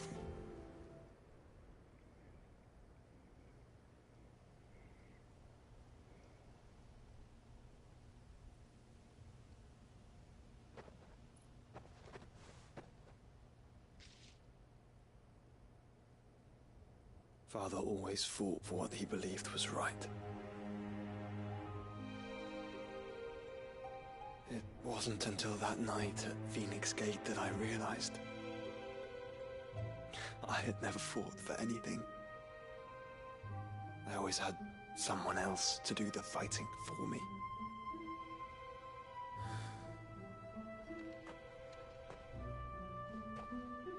No matter how fate conspired against him, he never lost heart, never looked back, never stopped fighting.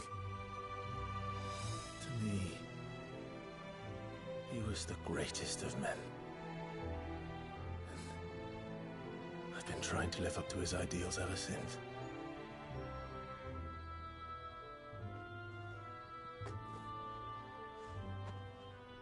We all have, Clive. We all have. And we'll keep trying. Because that's what he would have wanted. What he would have done himself. Even if it meant standing against the very gods in the heavens.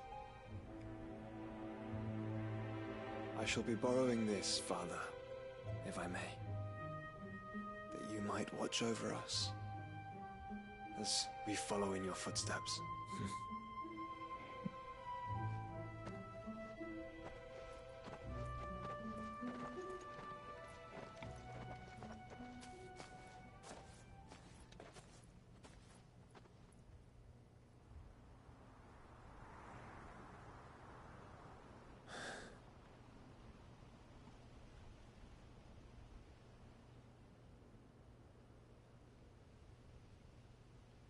Thank you, Your Highness, for bringing Clive and Joshua to the world.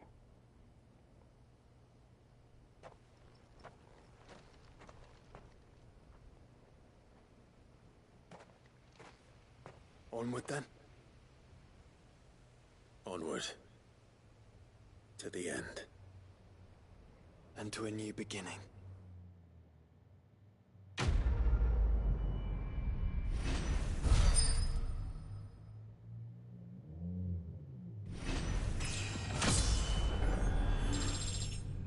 Leveled up. Yes.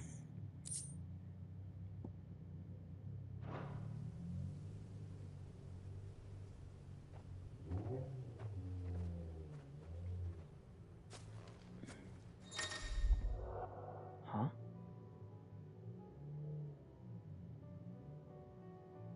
Until departing for Origin.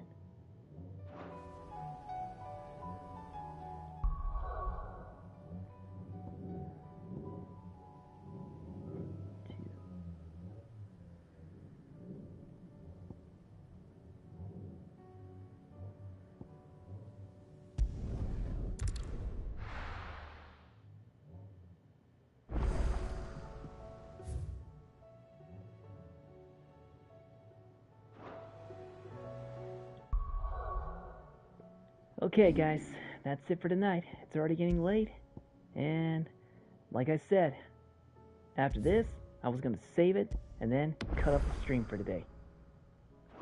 Thanks for joining me through these side quests, but now it's time to say goodnight.